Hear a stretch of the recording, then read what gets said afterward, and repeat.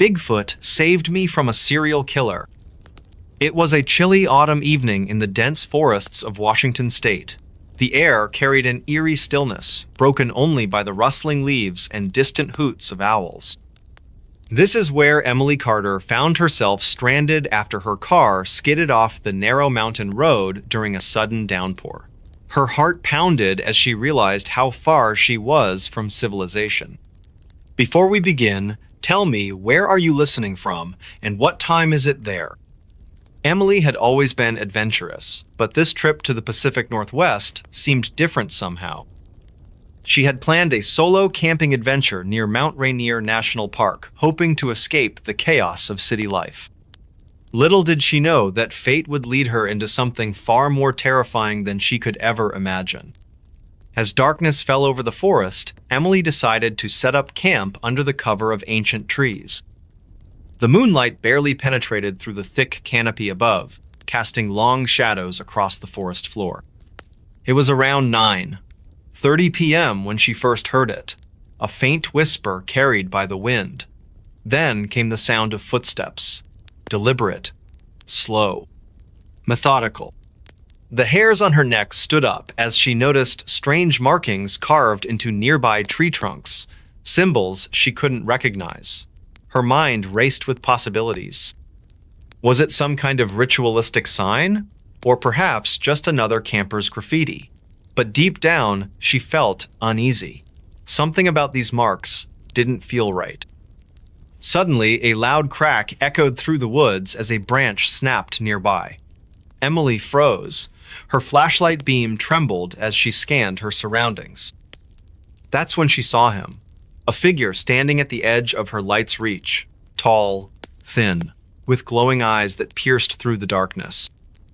He wasn't moving, just watching, waiting. Her instincts told her to run. But before she could gather her courage, another presence emerged from deeper within the forest. This one was different, massive, towering, covered in dark fur. Its form moved silently despite its size. Emily's breath caught in her throat as both figures locked eyes. For what felt like eternity, they simply stared at each other. Then it happened. The thin man lunged toward her. In that split second, everything changed. The large creature reacted faster than she thought possible.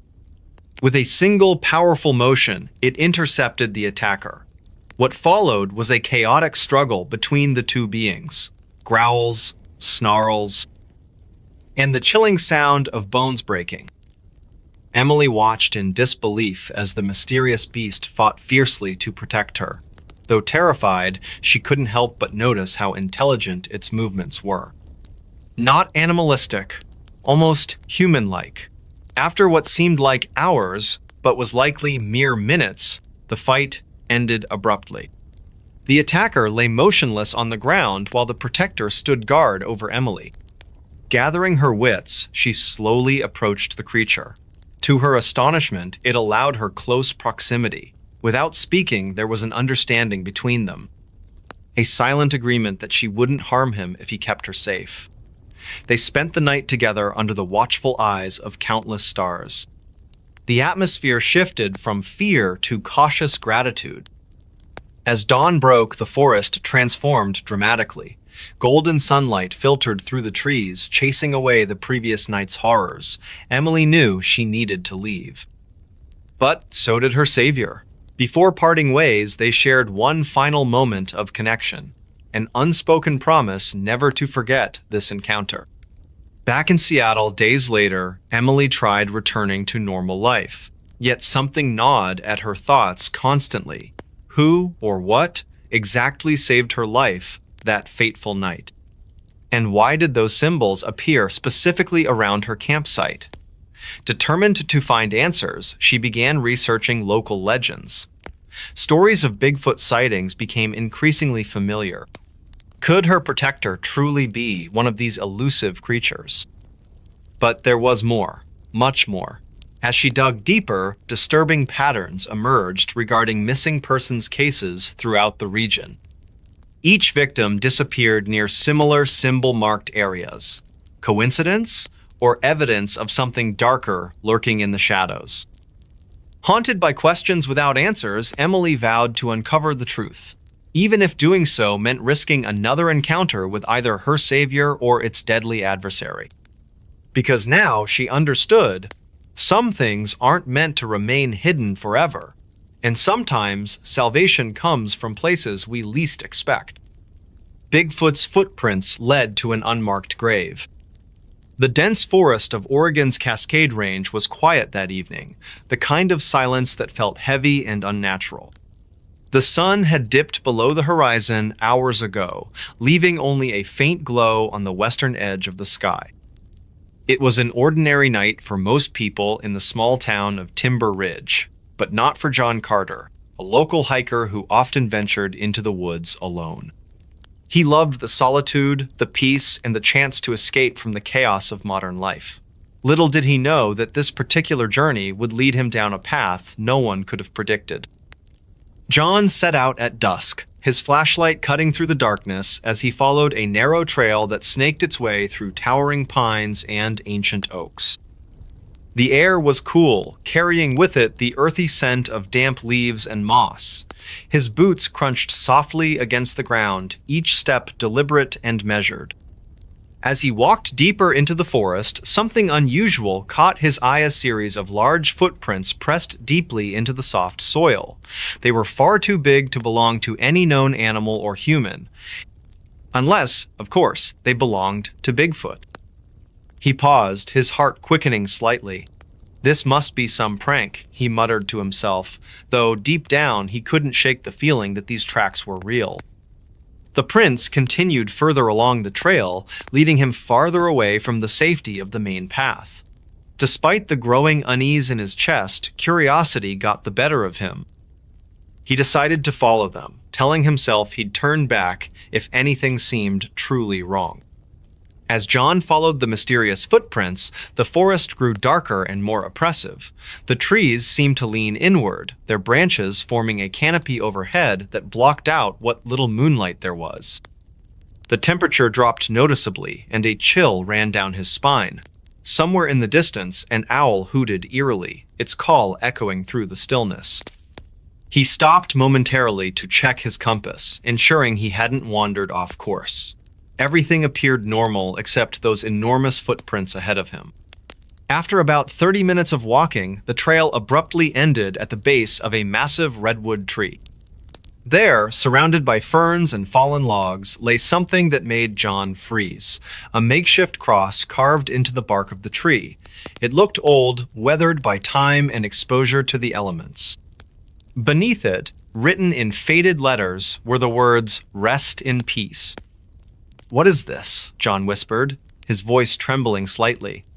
A strange sensation crept over him, like being watched. He glanced around nervously, shining his flashlight into the shadows, but saw nothing. Still, the hairs on the back of his neck stood on end. Something wasn't right here.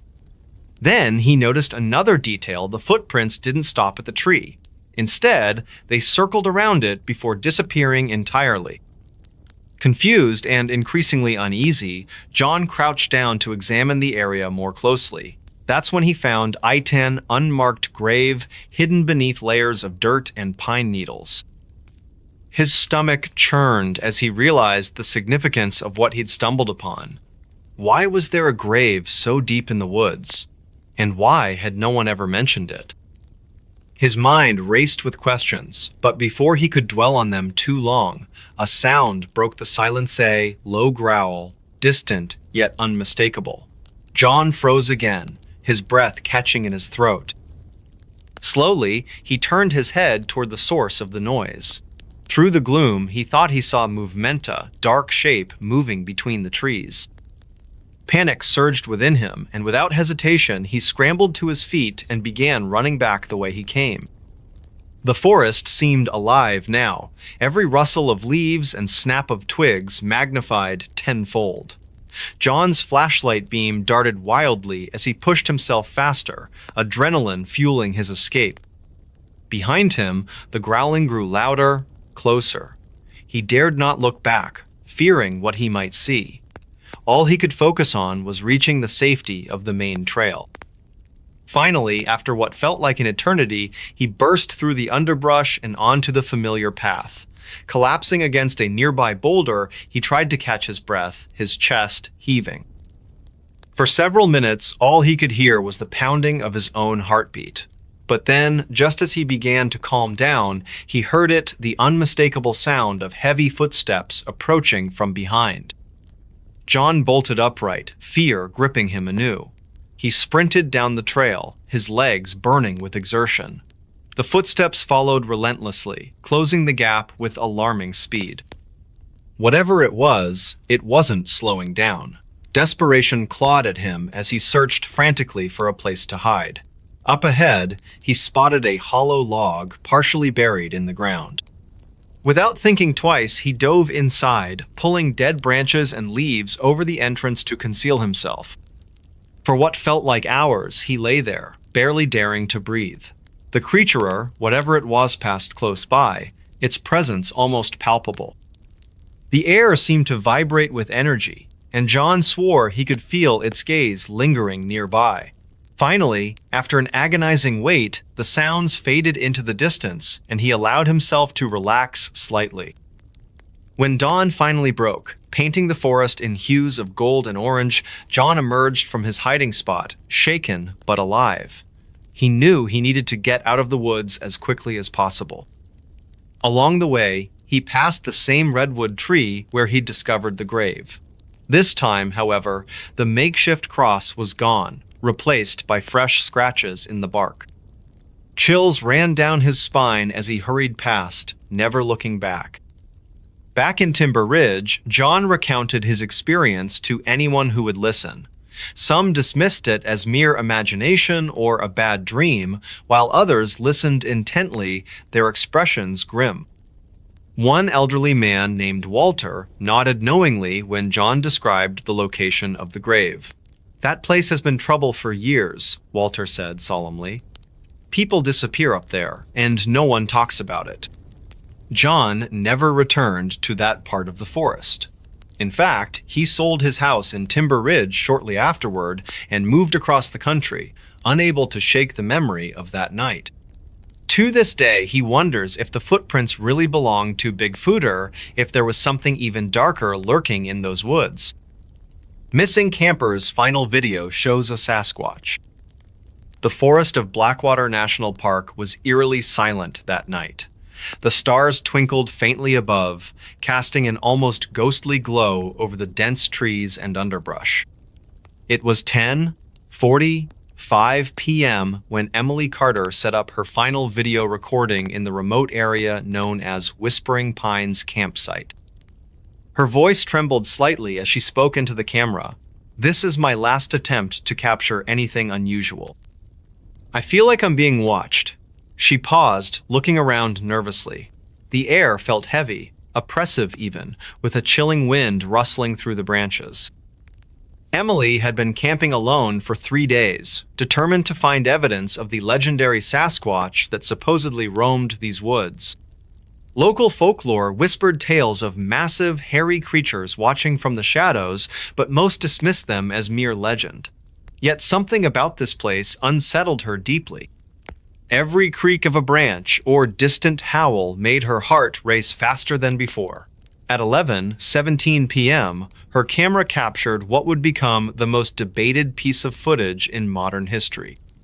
As she panned the camera slowly across the clearing, the initial images showed nothing out of the ordinary, just the usual forest scenery bathed in moonlight. But then, at the edge of the frame near Old Willow Tree, a shadow moved unnaturally fast. Emily gasped audibly on the recording. What was that? She zoomed in quickly, revealing a figure standing approximately 8 feet tall, covered in dark fur. Its eyes glowed faintly in the darkness, reflecting the dim light of her flashlight. The creature stood perfectly still, observing her with an intensity that sent shivers down Emily's spine. For several long seconds, they locked gazes through the lens of her camera. Then, without warning, it vanished into the trees so swiftly it seemed almost supernatural. Emily stammered, I don't know what just happened. That thing. It wasn't human. Her hands shook visibly as she lowered the camera, fear evident in every word. Moments later, another sound echoed through the forest, low growls emanating from multiple directions. Emily packed her gear hurriedly, panic rising with each passing second. "I need to get out of here," she muttered, trying to keep her voice steady. As she turned off the camera for the final time that night, strange noises surrounded her. Snapping twigs, crunching leaves, and deep guttural sounds unlike anything she'd ever heard before. When search parties found Emily's abandoned campsite 2 days later, there was no sign of her anywhere.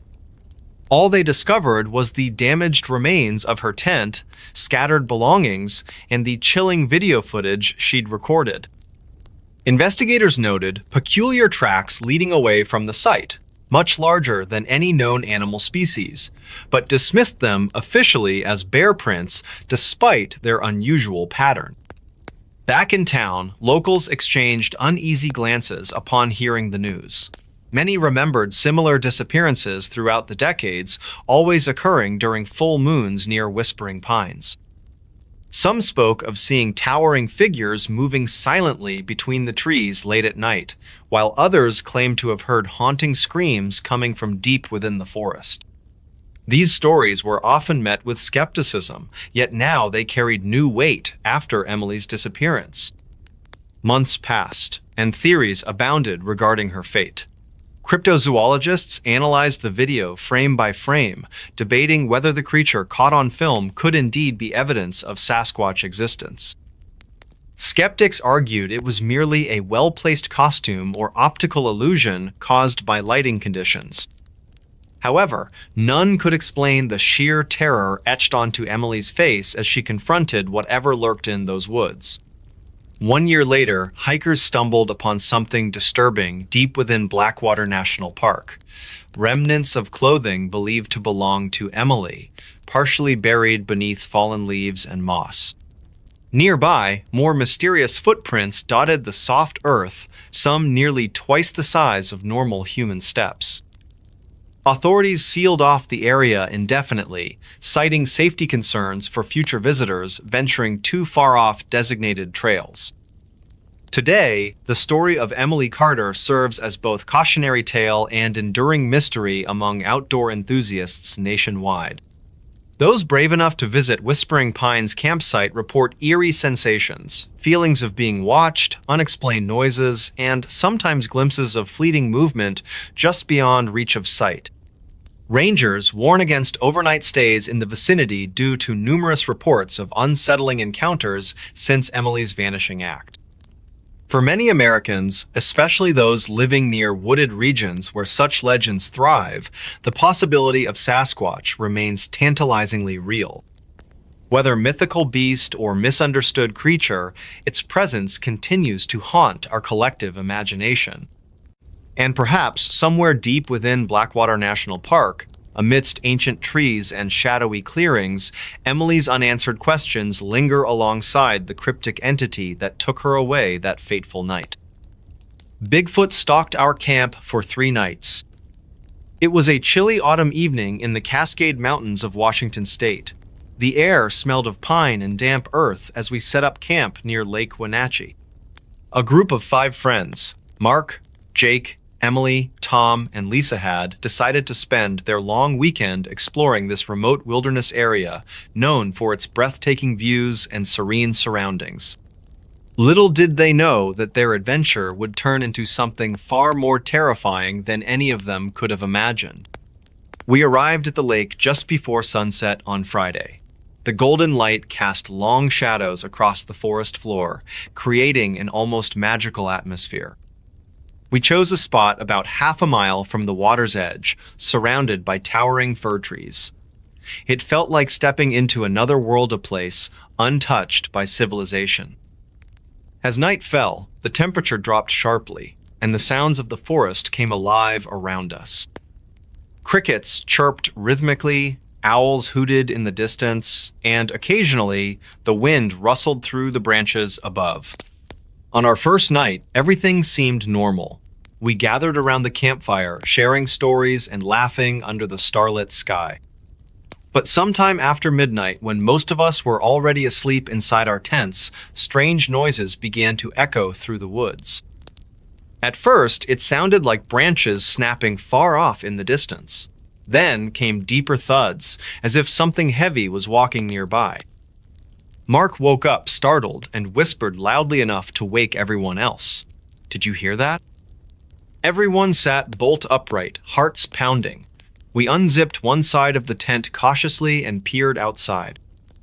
The moonlight illuminated patches of the forest, but nothing moved within sight. Still, the unsettling feeling lingered. For the rest of the night, none of us slept soundly. Every creak or groan of the trees made us jump. By dawn, we convinced ourselves it must have been bears or other wildlife roaming the area. Saturday passed without incident during daylight hours. We spent the day hiking along trails near the lake, marveling at the vibrant colors of fall leaves blanketing the ground. Yet as dusk approached, the tension returned. That evening, while preparing dinner over the fire, we noticed unusual tracks in the soft soil near the edge of our campsite. They weren't bear prints nor deer hooves. These were enormous footprints, nearly twice the size of a human's, with distinct toe marks. Our laughter faded instantly, replaced by uneasy silence. As darkness enveloped the forest once again, the eerie sounds resumed. This time, however, they were closer, much closer. Branches cracked right outside our tents. Leaves crunched beneath unseen feet. Heavy breathing echoed faintly through the stillness. Panic bubbled up among us. No one dared step out of their tent. Instead, we stayed huddled together, clutching flashlights and whatever makeshift weapons we could find. Each noise sent shivers down our spines. The second night stretched endlessly. Sleep eluded us entirely as we listened intently to every movement outside. Around 3 a.m., a loud crash shook the entire camp. Something had knocked over one of our chairs near the fire pit. Then came a guttural growl, not angry, but rather curious and low-pitched. It sent chills racing up my spine. My hands trembled, holding the flashlight beam steady toward the source of the sound. Nothing showed up in the narrow circle of light. By Sunday morning, exhaustion weighed heavily on all of us. We debated whether to leave immediately or stay put until dark. Reluctantly, we agreed to pack up quickly and head back to civilization. However, fate had other plans. During breakfast preparation, another round of mysterious noises started. Only now, these weren't random. They followed a pattern. Whoever or whatever was out there circled our camp methodically, pausing periodically as though observing us. At this point, fear gripped us tightly. Communication between us became strained, short sentences filled with urgency. "What do we do?" "Stay calm," someone replied, though their voice quivered noticeably. Time slowed down as each second brought new anxiety. Finally, mid-afternoon, we managed to dismantle our gear and load everything onto backpacks. Before departing, we scanned the dense foliage surrounding us one last time. There, hidden partially behind a tree trunk, stood a shadowy figure watching silently. Too tall to be human, covered in thick fur, eyes glowing faintly in reflection of sunlight filtering through canopy. Without hesitation, we fled down the trail as fast as possible. Adrenaline fueled our steps despite fatigue setting in. Looking back confirmed the creature maintained a safe distance behind us, matching our pace effortlessly. Hours later, upon reaching safety at Ranger Station miles away, relief washed over us, mixed with disbelief. Rangers listened patiently to our tale, nodding sympathetically. Some believed us, others didn't. Regardless, those 3 nights remain etched forever in our Memorician encounter no amount of rationalization can erase. Mysterious lights over campsite, then she vanished. It was a crisp autumn evening in the heart of Colorado's Rocky Mountains. The sun had dipped below the jagged peaks, painting the sky with hues of orange and purple. A young woman named Emily sat by her campfire at Willow Creek Campground, enjoying the serenity that only nature could provide. Her tent was pitched just a few feet away, its nylon walls glowing faintly from the firelight. The air was cool, carrying the earthy scent of pine needles and damp soil. Emily had always loved camping. It was her escape from the bustling city life of Denver, where she worked as a graphic designer. She arrived earlier that day, setting up her gear under the watchful gaze of towering evergreens. As night fell, the stars began to appear, their brilliance undiminished by city lights. It was one of those nights when the universe seemed closer, more tangible. Around 8:45 p.m., as Emily sipped her hot cocoa, she noticed something unusual in the distance. Across the clearing, beyond the tree line, there were lights. Not the steady glow of headlights or lanterns, but rather flickering orbs that danced unpredictably. They were too high for flashlights and too erratic for vehicles. Emily's curiosity was piqued. Pause with intrigue. She grabbed her flashlight and approached cautiously, careful not to step on twigs that might alert whatever or whoever was out there. The lights seemed to react to her movement, retreating further into the forest. It was as if they were playing a game of hide-and-seek. Emily felt a mixture of fear and fascination. Her heart pounded in her chest, each beat echoing in her ears. Pause with tension. At around 9:15 p.m., Emily found herself deeper in the woods than she intended. The lights had led her to an old, abandoned logging trail. The path was overgrown, barely visible beneath layers of fallen leaves and moss. Suddenly, the lights stopped moving. They hovered silently, forming a peculiar pattern that resembled constellations. Emily froze, unsure whether to advance or retreat. The atmosphere shifted dramatically. The usual sounds of the forest, the rustling leaves, the occasional hoot of an owl were gone. It was an unnatural silence, heavy and oppressive. Emily's breath came in shallow gasps. Her hands trembled as she reached for her phone to call for help. But there was no signal, just static. Pause with despair. Then, without warning, the lights descended. They moved so quickly that Emily barely had time to react. One moment she was standing. The next, she felt a strange sensation, like being pulled through water. The world around her blurred, colors swirling into an indistinct mass. When the sensation passed, Emily was no longer in the forest. She stood in what appeared to be a cavern, its walls glowing faintly with the same light she had been following. The temperature dropped significantly. Her breath formed clouds in front of her face. The air smelled metallic, almost sterile. Emily called out, her voice trembling, but there was no response. Only echoes returned her cries. She noticed strange symbols etched into the rock walls, patterns that defied any language she recognized. Panic set in as she realized she couldn't remember how she got here. Or why. Pause with confusion. Hours soar, perhaps minutes passed in this surreal environment. Time seemed distorted. Emily wandered aimlessly, searching for an exit. At some point, she stumbled upon a large chamber filled with hovering spheres of light. They pulsed rhythmically, emitting soft tones that resonated deep within her chest. It was both mesmerizing and terrifying. Emily felt drawn to them, unable to resist their pull. As she reached out, everything went black. Back at Willow Creek Campground, park rangers discovered Emily's abandoned campsite the following morning. Her belongings were untouched, as if she had simply vanished into thin air. Search parties scoured the area for days, but there was no trace of her. No footprints, no broken branches, nothing.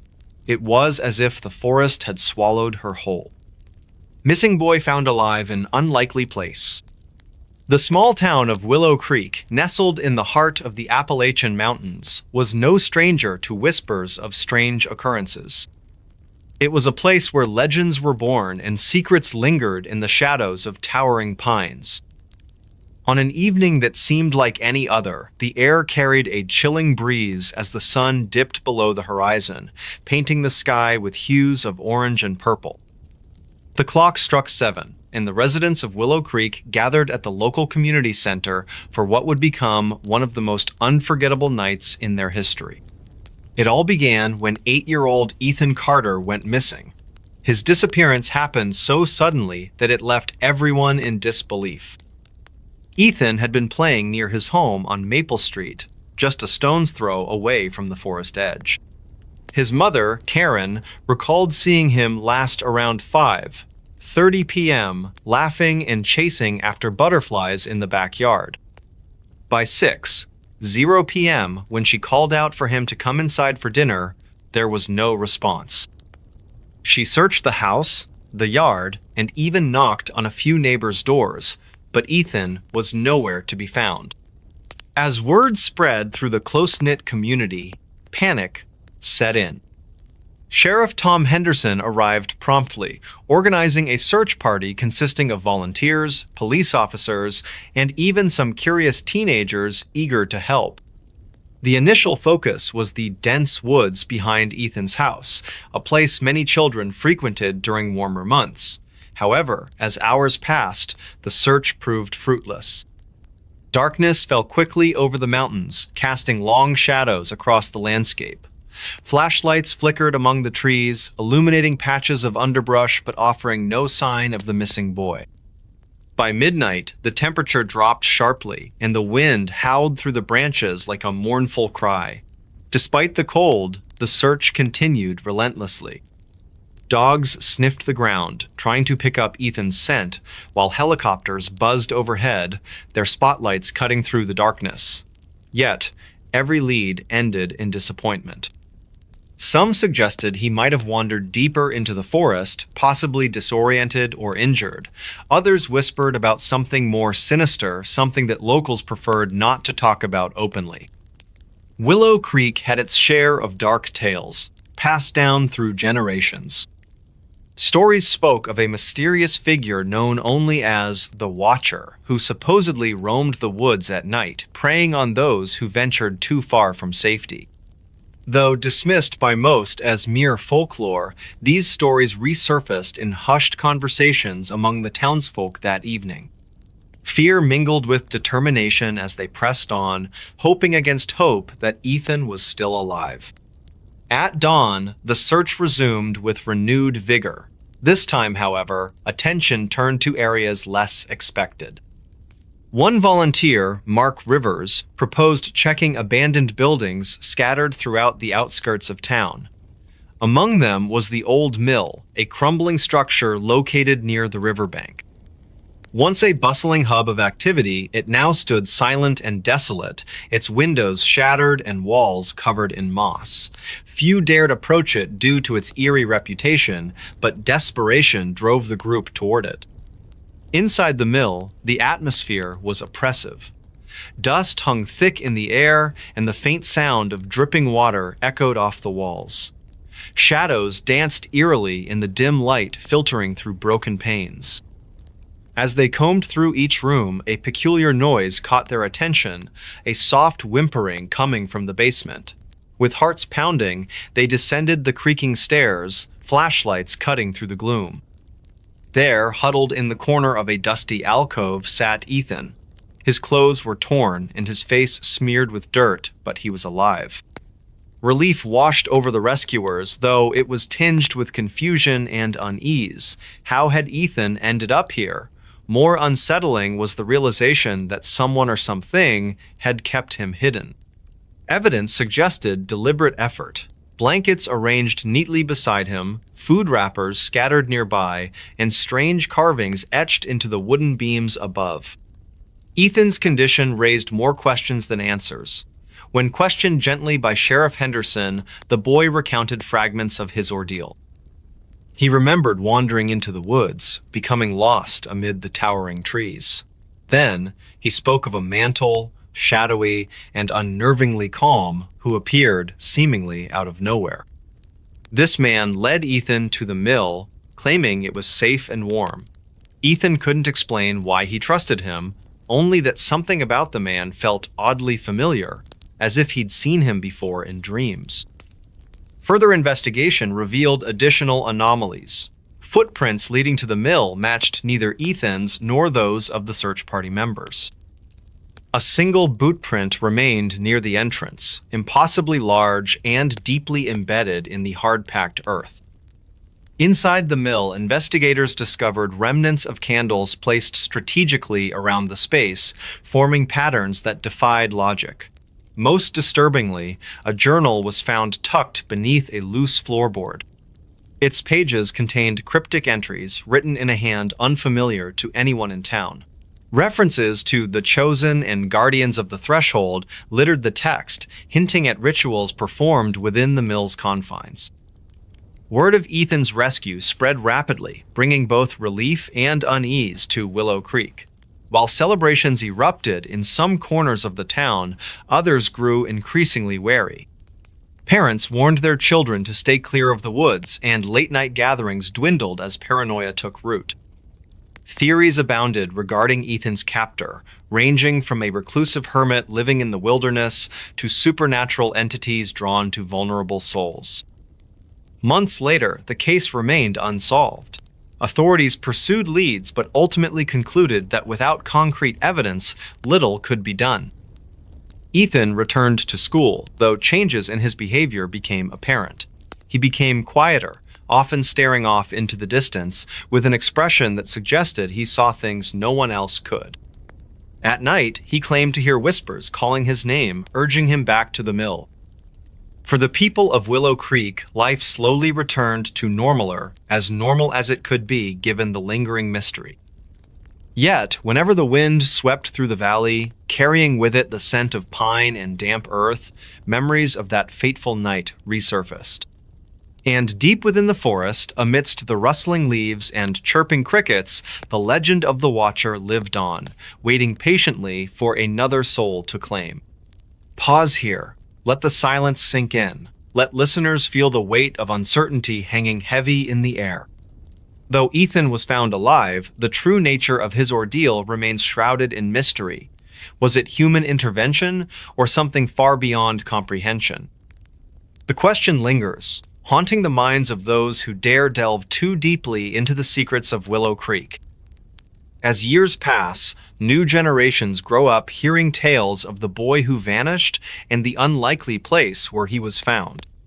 But perhaps the greatest mystery lies not in what happened to Ethan, but rather in what continues to watch from the shadows, unseen yet ever present. The woods went silent before he disappeared. The woods went silent before he disappeared. It was a crisp autumn evening in the small town of Black Hollow, nestled deep within the heart of the Appalachian Mountains. The sun had dipped below the horizon just an hour ago, casting long shadows across the forest that surrounded the community. A chill hung in the air, and the leaves crunched underfoot as people made their way home from work or school. This was the kind of place where everyone knew each other's names, where children played freely outside until twilight called them back indoors. But on this particular night, something felt off. The name John Carter wasn't unfamiliar to anyone in Black Hollow. He was the local park ranger who had dedicated over 2 decades of his life to preserving the wilderness surrounding the town. With his weathered face and warm smile, he was beloved by all, always ready with advice for hikers or stories about the animals that roamed the woods. That day, however, John ventured deeper into the forest than usual. It was supposed to be a routine checkup of some old logging trails that hadn't been used in years, but it would turn out to be anything but ordinary. At precisely 6:15 p.m., John sent a quick text message to his wife, Emily, heading out for a short patrol, shouldn't take more than an hour. Those were the last words she ever received from him. By 8:00 p.m., when he still hadn't returned, Emily began to worry. She tried calling his phone multiple times, but there was no answer. The signal in those parts of the forest could sometimes be spotty, so she decided to wait another hour before contacting anyone else. But as the clock struck 9, her unease grew into full-blown panic. By then, several neighbors had noticed John's absence too. Word spread quickly through the tight-knit community, and soon enough, a search party was organized. Armed with flashlights and radios, a group of 10 volunteers set off into the woods, following the faint trail John might have taken. The atmosphere was tense. Even the rustling of leaves seemed louder than usual. As they walked, one member of the group pointed out how unusually quiet the forest had become. No chirping crickets, no hooting owls, not even the distant call of a fox. Just silence. This eerie stillness unnerved everyone, and whispers of unease rippled through the group. One man suggested turning back, saying the woods didn't feel right tonight. Another disagreed, reminding everyone why they were here. They pressed on, their footsteps crunching against the carpet of fallen leaves. After about 20 minutes, they reached the edge of a clearing where John's truck sat abandoned. Its headlights were off, and the keys were still in the ignition. Everything looked normal except for one thing. The door was slightly ajar, as if whoever had been inside had left in a hurry. "Something's wrong," muttered Daniel, one of the older members of the group. His voice trembled slightly, betraying his fear. John wouldn't leave his truck like this. The others nodded solemnly, their faces pale in the glow of their flashlights. Carefully, they approached the vehicle, scanning the area for any signs of disturbance. There were none. No tire tracks, no footprints, nothing to indicate struggle or haste. It was as though John had simply vanished into thin air. As the hours dragged on, the search expanded. More people joined in, bringing dogs and drones to cover larger areas, yet despite their efforts, there was no trace of John Carter anywhere. Days turned into weeks, and eventually, the official search was called off. Still, the townsfolk refused to give up hope. Every now and then, someone would claim to have seen a shadow moving between the trees at night, or heard strange noises coming from the woods. These sightings only fueled speculation and fear among the residents of Black Hollow. Years later, a young boy named Marcus stumbled upon something while playing near the outskirts of the forest. Hidden beneath a pile of mossy rocks, he found a tattered notebook belonging to John Carter. Inside, the pages were filled with cryptic entries detailing strange occurrences in the woods. He spoke of hearing whispers when no one was around, feeling eyes watching him from the darkness, and sensing an overwhelming presence whenever he entered certain parts of the forest. The final entry read, "I don't know what's happening anymore. The woods, they're alive. I can feel it. And they want me."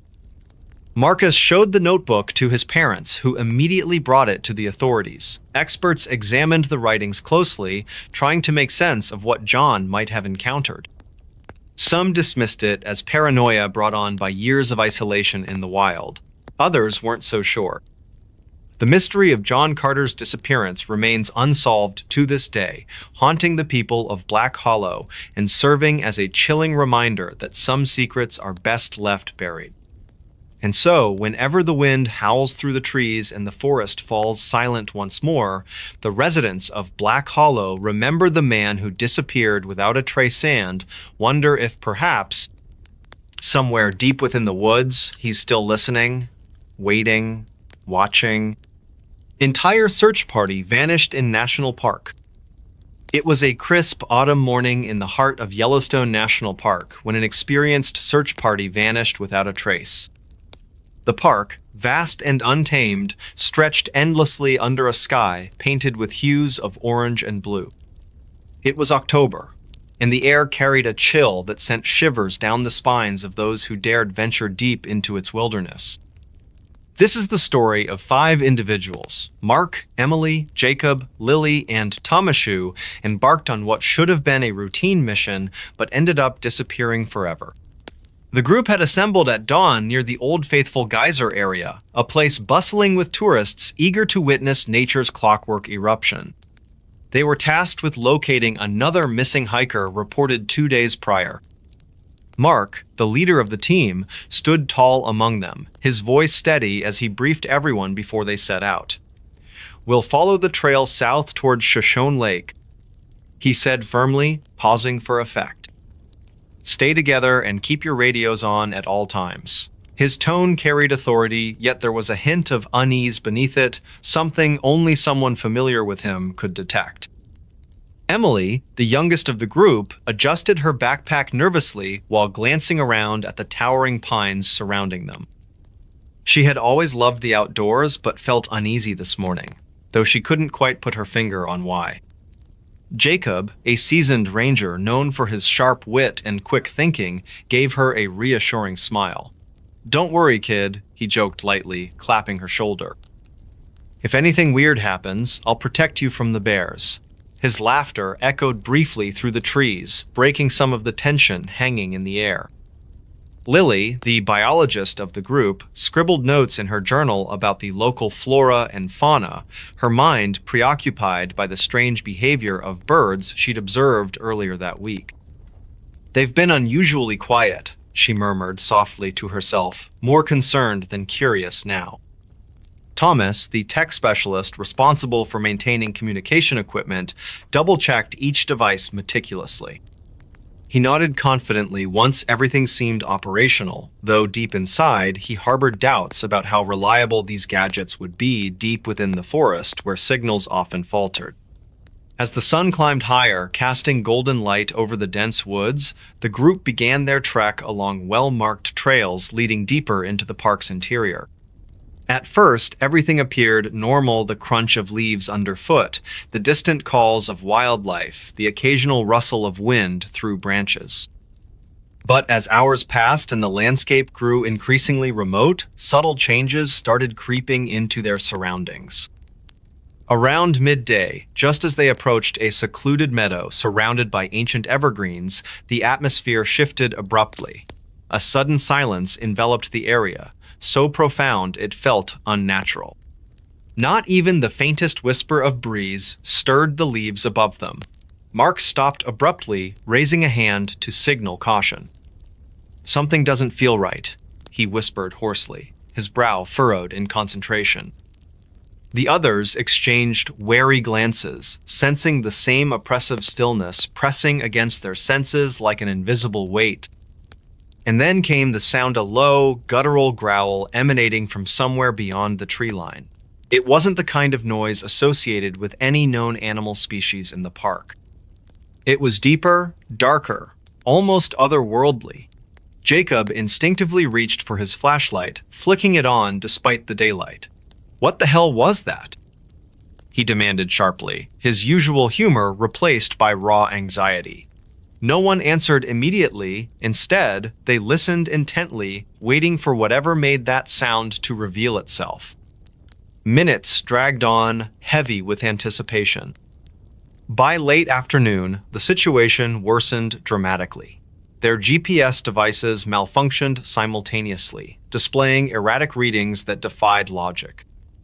Radio transmissions became garbled, voices distorted beyond recognition. Panic bubbled beneath the surface as frustration mounted. "This isn't possible," Thomas exclaimed angrily, slamming his fist against a tree trunk in frustration. Lily examined the ground closely, noting peculiar tracks unlike anything she'd seen before, too large, too symmetrical, too alien. Her scientific curiosity clashed violently with growing dread gnawing at her resolve. Night fell swiftly, plunging the forest into darkness so thick it seemed tangible. Fires crackled weakly, providing little comfort against the encroaching shadows. One by one, members of the group disappeared mysteriously, leaving behind no evidence or explanation. First was Thomas, who wandered off claiming he saw movement in the bushes nearby. Then Jacob, drawn away by phantom whispers calling his name. Emily screamed moments later, her cries fading into silence before anyone could reach her location. Only Mark and Lily remained, huddled together in terror as unseen forces closed in around them. In the final hours of their ordeal, they stumbled upon an ancient stone structure hidden deep within the woods, its origins unknown and purpose unclear. Symbols carved into the walls glowed faintly in the moonlight, pulsating rhythmically as if alive. Mark touched one hesitantly, triggering a chain reaction that sealed their fate. The last transmission intercepted by authorities consisted solely of static punctuated by muffled screams and unintelligible pleas for help. Only his camera found after he disappeared. The sun was setting over the dense woods of Blackwater National Park in Maryland, casting long shadows across the rugged terrain. It was late afternoon when a young man named Ethan Carter set out on what would be his final hike. He had arrived at the park earlier that day, eager to capture the beauty of the forest with his camera. Ethan was known for his passion for photography and often ventured into remote areas to find the perfect shot. This time, however, he disappeared without a trace, leaving behind only his camera. Ethan had planned a solo trip to explore the less-traveled trails deep within the park. The air was cool and crisp, carrying the scent of pine needles and damp earth. Birds chirped softly in the distance, their calls echoing through the trees. Ethan carried his backpack, which contained his camera, extra batteries, water, and some snacks. He had informed the park rangers about his intended route, but assured them it wouldn't take long. "I'll be back before sunset," he had said with a confident smile. As the hours passed, Ethan wandered deeper into the forest, captivated by the play of light filtering through the canopy above. Time seemed to slip away as he focused on capturing each breathtaking scene. Around 4 o'clock, he reached an area where the trail became narrower and more overgrown. The atmosphere shifted subtly, the once lively sounds of wildlife grew quieter, replaced by an eerie stillness. A faint chill ran down Ethan's spine, though he brushed it off as nothing more than his imagination. By 5 o'clock, the sunlight had faded considerably, and the woods took on a darker, more ominous tone. Ethan paused to check his map, realizing he might have strayed slightly from the marked path. Concerned, but not yet alarmed, he decided to retrace his steps. As he turned around, however, something caught his eye: a strange symbol carved into the bark of a nearby tree. It looked ancient, almost ritualistic, and sent a shiver up his spine. He quickly snapped a photo, hoping to examine it more closely later. Little did he know, this image would become one of the last pieces of evidence of his existence. Hours went by, and night began to fall. Ethan's unease grew as the darkness enveloped him completely.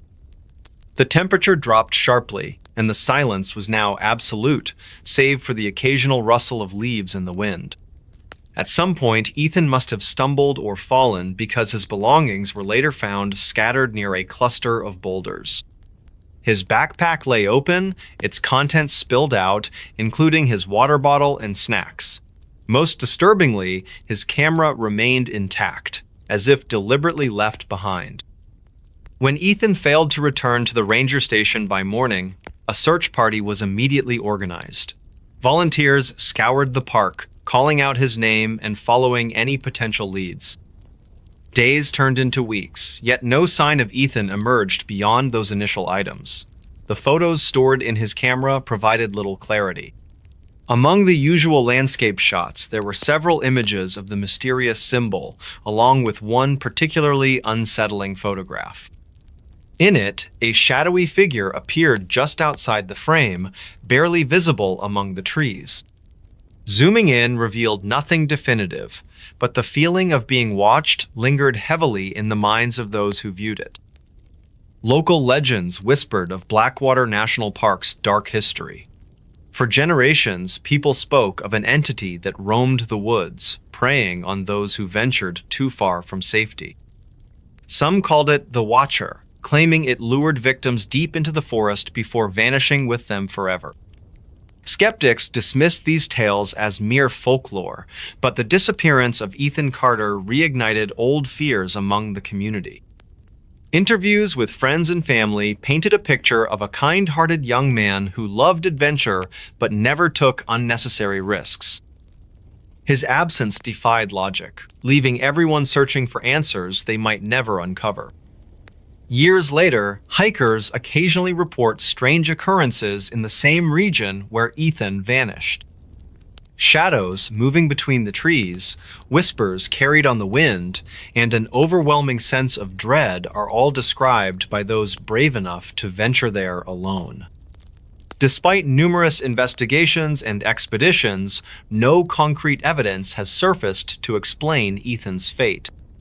His camera remains the sole relic of that fateful day, a silent witness to whatever transpired in the depths of Blackwater National Park. She vanished hiking and reappeared without memory. On a crisp autumn morning in the small town of Ashwood, nestled deep within the sprawling Cascade Range, Emily Carter decided to embark on her favorite pastime, hiking.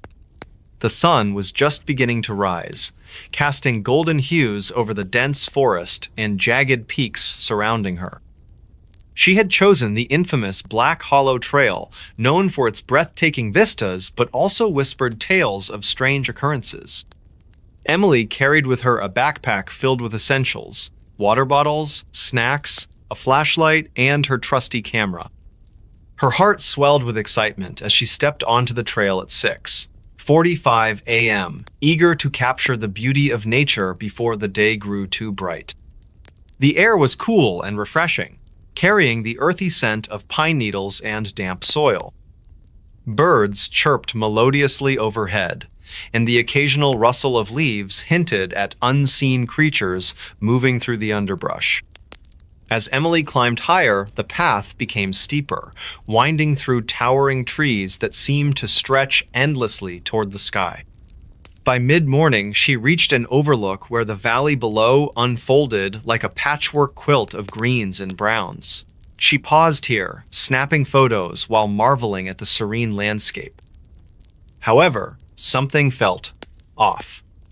A faint unease crept into her mind, though she couldn't quite place why. She shrugged it off, attributing it to fatigue or perhaps the solitude of the wilderness. At around noon, Emily arrived at a fork in the trail.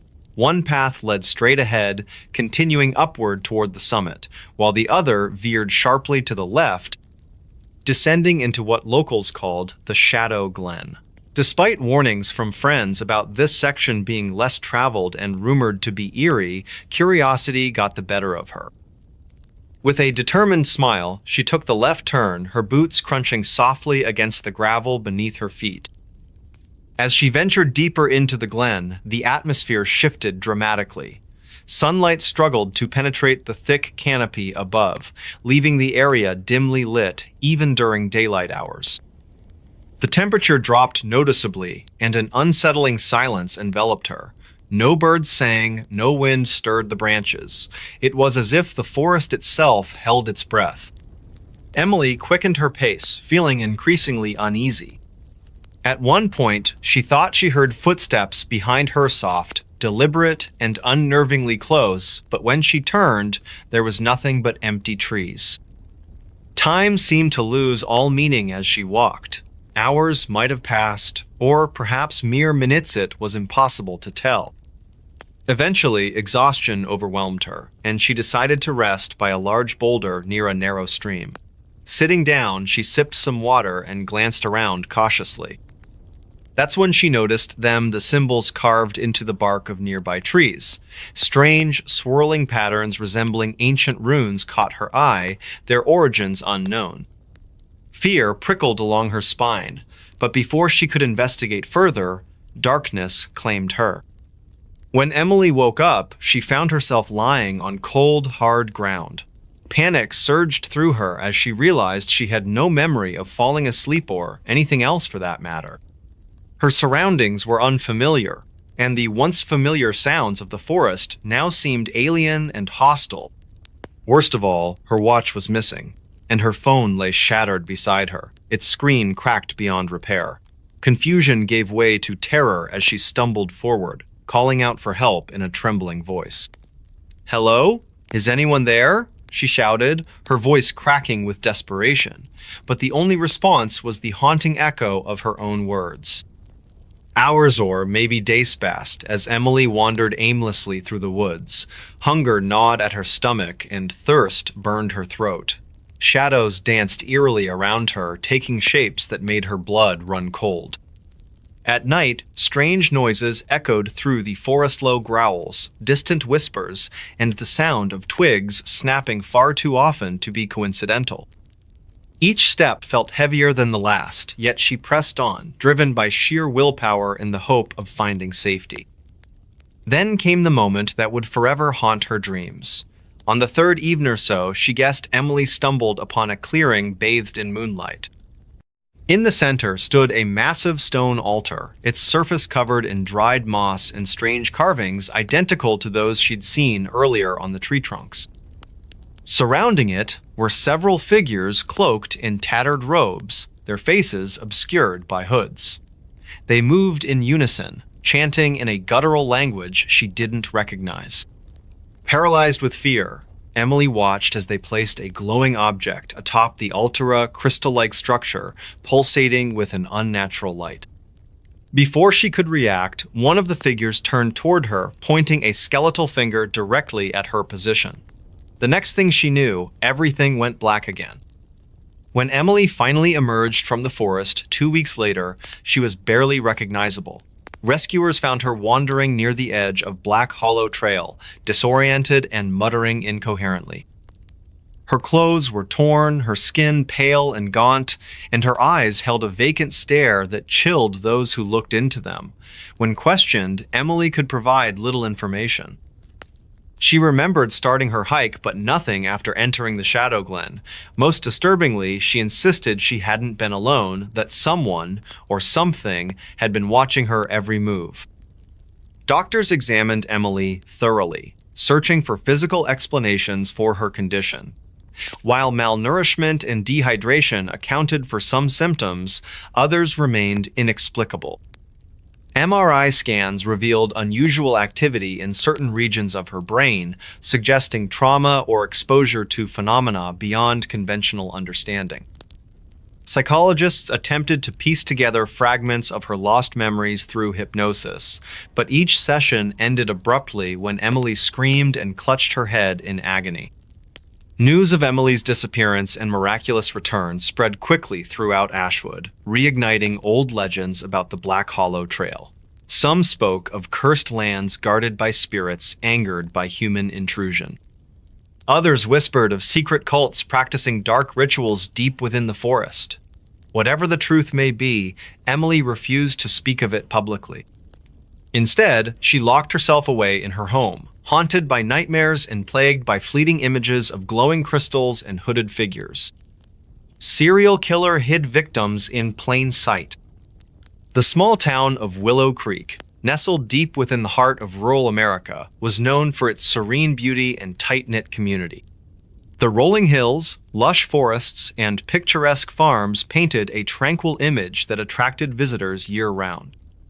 Yet beneath this idyllic surface lay a chilling secretone, so sinister it would haunt the townspeople long after the truth came to light. It all began on a crisp autumn morning when Emma Carter, a local librarian with an insatiable curiosity, noticed something peculiar about Mr. Grayson, the reclusive owner of the antique shop downtown. For years, he had been regarded as nothing more than a quiet man who preferred solitude over socializing. But whispers began circulating around town when several residents went missing without explanation. At first, people dismissed these disappearances as coincidence accidents or perhaps someone leaving town quietly, but then came the discovery that changed everything. Mr. Grayson lived in a modest house at the edge of Willow Creek, surrounded by dense woods that seemed almost alive with mystery. His home, though unassuming from the outside, concealed horrors beyond comprehension. It wasn't until Detective Marcus Lane arrived from the neighboring city to investigate the string of disappearances that the pieces started falling into place. What they uncovered inside Grayson's home sent shockwaves through the entire nation. The investigation began one foggy evening when Emma approached Detective Lane with her concerns. She recounted how Grayson often spoke cryptically about collecting treasures during their rare conversations at the bookstore. Her instincts told her there was more to his words than met the eye. Lane listened intently, noting the unease in Emma's voice and deciding to pay Grayson a visit early the next morning. Grayson answered the door calmly, inviting them inside with what appeared to be genuine hospitality. As Lane and Emma stepped into the living room, they were struck by how normal everything seemed at first glance.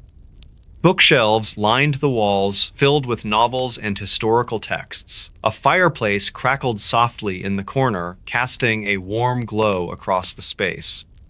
But as Lane scanned the room, his trained eye caught details others might have missed. Photographs carefully arranged on the mantel, each depicting individuals whose faces were eerily familiar yet impossible to place. Detective Lane asked Grayson about the photos, casually mentioning some of the missing persons cases plaguing the town. To his surprise, Grayson didn't flinch. Instead, he smiled faintly, explaining that those people were part of his collection, a term that sent chills down Emma's spine. He spoke matter-of-factly, as if discussing hobbies rather than human lives. It became clear that Grayson saw himself not as a killer, but as a curator, preserving what he believed to be beautiful souls forever trapped in time. As the hours passed, Lane pressed further, observing every detail of the house. In the basement, hidden behind a false wall, lay the horrifying truth. Row upon row of glass jars filled with preserved body parts stood like morbid trophies under dim lighting. Among them were personal belongings, watches, jewelry, even letter siege tied to someone who had vanished from Willow Creek. The air grew heavy with dread as Lane realized the extent of Grayson's depravity. Meanwhile, upstairs, Emma discovered another shocking revelation. Hidden within the attic was a series of meticulously kept journals detailing Grayson's interactions with his victims. Each entry revealed a twisted fascination with their lives, capturing mundane moments before their fateful encounters with him. Reading through the pages, Emma felt her stomach churn as she understood how Grayson had manipulated trust and friendship to lure unsuspecting victims into his web. Back in the basement, Lane confronted Grayson directly, demanding answers. With eerie calmness, Grayson admitted to hiding his victims right under the town's nose, manipulating their routines until they became isolated enough to disappear unnoticed. He described how he chose targets based on specific traits: kindness, vulnerability, or simply being out of place, and how he integrated himself into their lives subtly, becoming indispensable yet invisible. As dawn broke over Willow Creek, authorities swarmed the property, uncovering evidence that confirmed Grayson's crimes. Neighbors gathered outside, whispering in disbelief as news spread throughout the town. How could such evil exist among them, and why hadn't anyone noticed sooner? Questions lingered in the air, unanswered but ever present. The once peaceful community now bore scars that would take generations to heal. In the weeks following Grayson's arrest, therapy sessions became common practice in Willow Creek. Residents struggled to reconcile their memories of him with the monstrous reality. Children played less freely near the woods where Grayson once roamed, while adults cast wary glances toward strangers passing through town. Even years later, whenever fog rolled in or wind rustled through the trees, echoes of fear remained etched in the collective psyche of Willow Creek's inhabitants. For Detective Lane, solving the case brought little satisfaction. The weight of knowing how many lives had been shattered haunted him daily. He often returned to the journal entries found in the attic, searching for patterns or clues that might have prevented the tragedy. Each word written by Grayson served as a grim reminder of humanity's capacity for darkness and the importance of vigilance against it. And Emma? She never fully recovered from what she witnessed.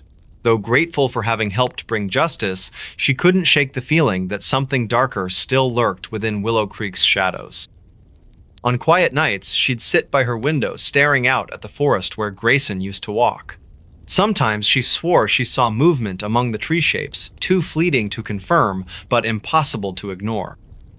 Were they figments of her imagination or remnants of Grayson's influence lingering long after his capture? The answer remained elusive, leaving only questions hanging in the silence. Years later, Willow Creek tried to move forward, rebuilding its identity piece by painstaking piece. Memorials were erected for the lost souls, serving both as tributes and warnings to future generations. Yet no amount of healing could erase the scars carved into the land itself. Visitors sometimes reported strange sensations walking through the woods, claiming they heard whispers carried on the breeze or worse, saw figures watching them from afar. Locals warned newcomers away from certain trails, citing folklore born of real events. Though Grayson eventually faced trial and imprisonment, his legacy endured in ways no one anticipated. Psychologists studied his methods, attempting to understand the psychology behind his actions. Writers penned books exploring the case, drawing attention to the dangers of complacency in small-town life. And filmmakers captured the essence of horror in documentaries and movies inspired by the true story. Through it all, one thing remained constant: the knowledge that evil can hide anywhere, even in plain sight. He escaped a serial killer's dungeon alive. It was a cold, dark night in the small town of Pine Hollow, USA. The kind of night where shadows seemed to stretch unnaturally long, and every sound carried an eerie echo through the quiet streets. This is the story of James Carter, a 28-year-old mechanic who would never forget what happened that fateful evening. James had been working late at his auto shop on the outskirts of town. It was one of those days when time seemed to slip away unnoticed. He glanced at the clock, 10:47 p.m., and decided it was finally time to head home. As he locked up the shop, he noticed something strange about his car. The battery cable had been cut cleanly. Confused but not overly concerned, James called a local towing service. The operator said it would be about 30 minutes before someone could get to him. Standing under the dim light of the shop's security lamp, James tried to shake off the growing unease in his gut. The air felt heavier than usual, and the silence around him seemed almost oppressive.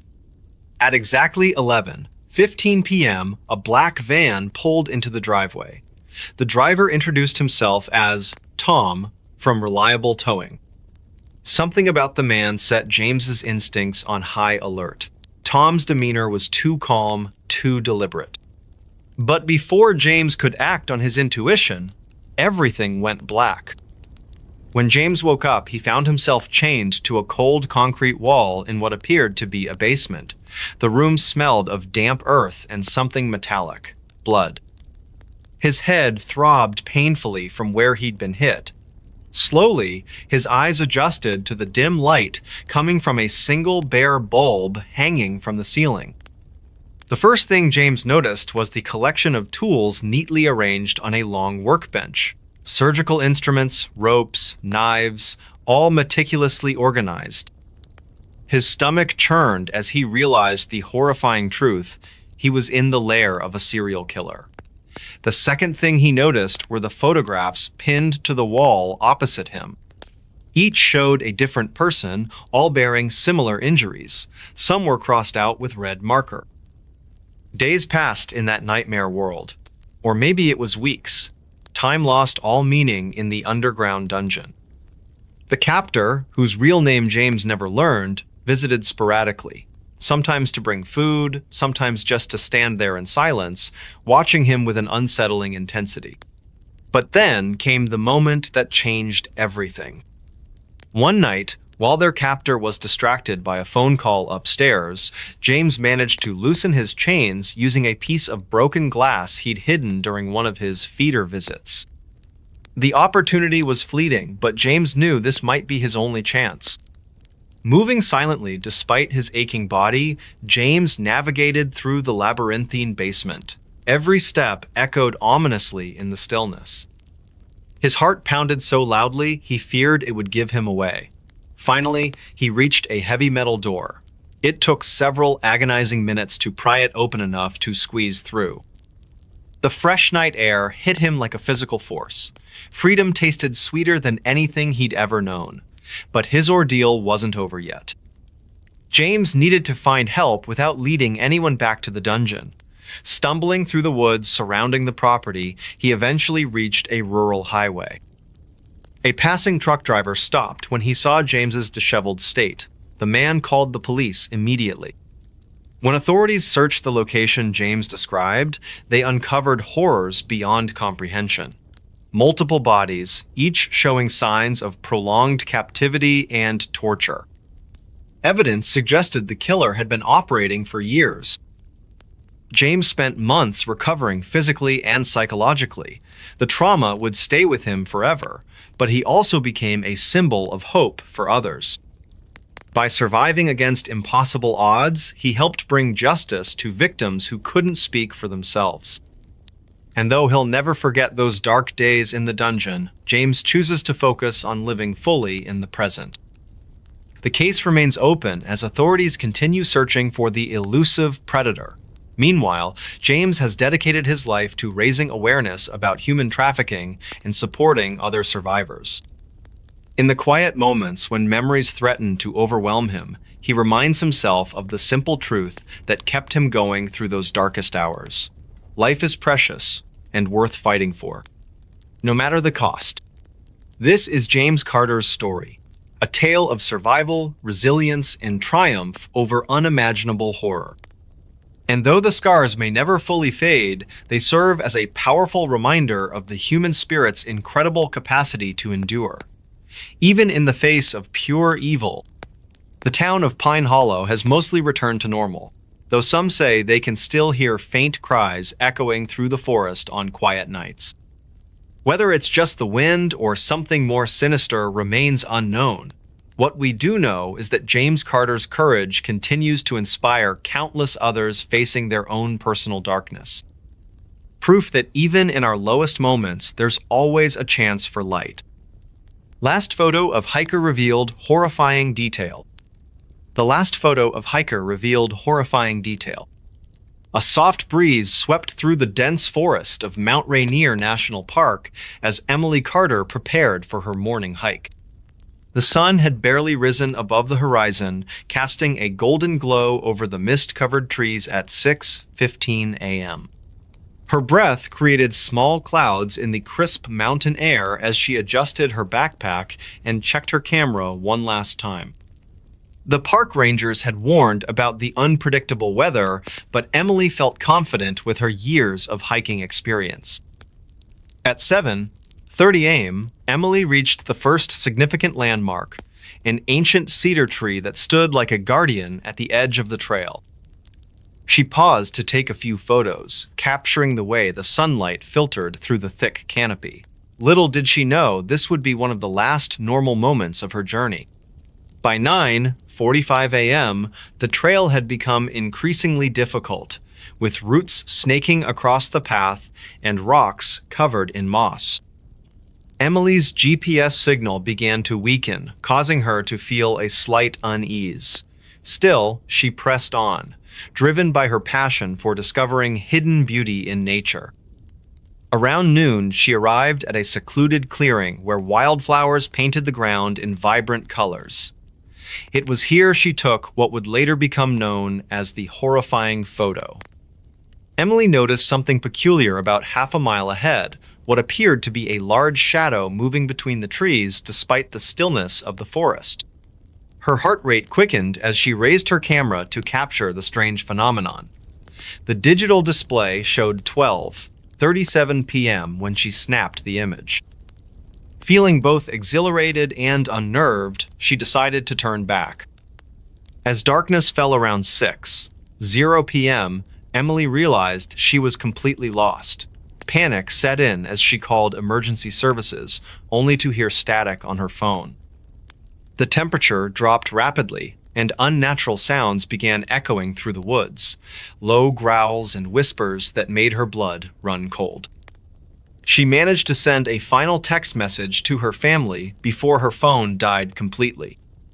3 days later, search and rescue teams found Emily's abandoned backpack near the ancient cedar tree. Inside, they discovered her camera still intact. When the photos were reviewed, investigators froze at the final image. In the background, clearly visible among the trees, was the silhouette of a figure standing far too still. Its posture was unnatural, with limbs positioned in ways human anatomy shouldn't allow. Worst of all, the figure seemed to be staring directly at Emily from a distance impossible to cover in the time between shots. The discovery sent shockwaves through the community. Local legends spoke of a creature known to wander these woods, preying on those who ventured too deep into its territory.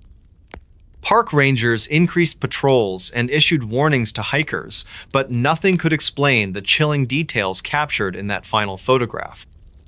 Months passed, yet Emily remained missing. Her family held on to hope, while experts debated the authenticity of the image. Skeptics claimed it was merely a trick of light, while believers pointed out inconsistencies that defied natural explanation. The debate continued until another hiker disappeared under similar circumstances 2 years later.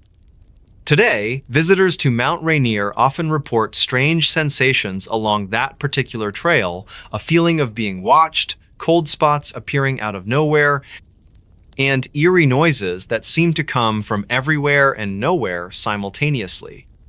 Rangers have documented multiple instances of equipment malfunctioning, specifically in the area where Emily vanished.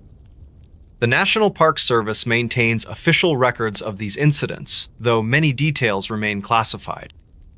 What happened to Emily Carter remains one of the great unsolved mysteries of American wilderness lore.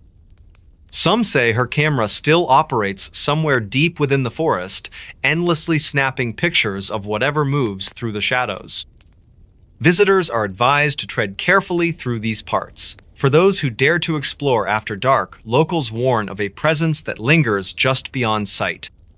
They say if you ever find yourself alone in the woods and hear faint footsteps following your every move, don't look back. Just keep walking until you reach safety. The forest holds many secrets, and some believe it will never give up its most terrifying truths. The last photo serves as a grim reminder of what lies hidden in the darkness. Waiting, watching, always watching. Hidden Room revealed our family's dark secret. The hidden room revealed our family's dark secret. It was a chilly autumn evening in the small town of Ashwood, Ohio. The air carried an eerie stillness as golden leaves swirled around our old Victorian house on Maple Street. This wasn't just any house. It had been in my family for generations, passed down like some kind of cursed heirloom. My name is Ethan Carter, and I grew up hearing stories about this place from my grandmother, Margaret. She would sit by the fireplace during winter nights, her voice trembling as she spoke of strange occurrences within these walls. Our home stood 3 stories tall with intricate wood carvings along its facade. It had 20 rooms, but one door always remained locked, the one at the end of the second-floor hallway. Grandma warned us never to go near it when we were children. That room holds things best left undisturbed, she'd say, her eyes wide with fear. But curiosity gnawed at me over the years. One stormy night in late October, everything changed. Lightning illuminated the sky outside while rain pounded against the windows. My parents, Thomas and Emily Carter, had gone out to visit relatives, leaving me alone with my younger brother Liam, who was only 10 at the time.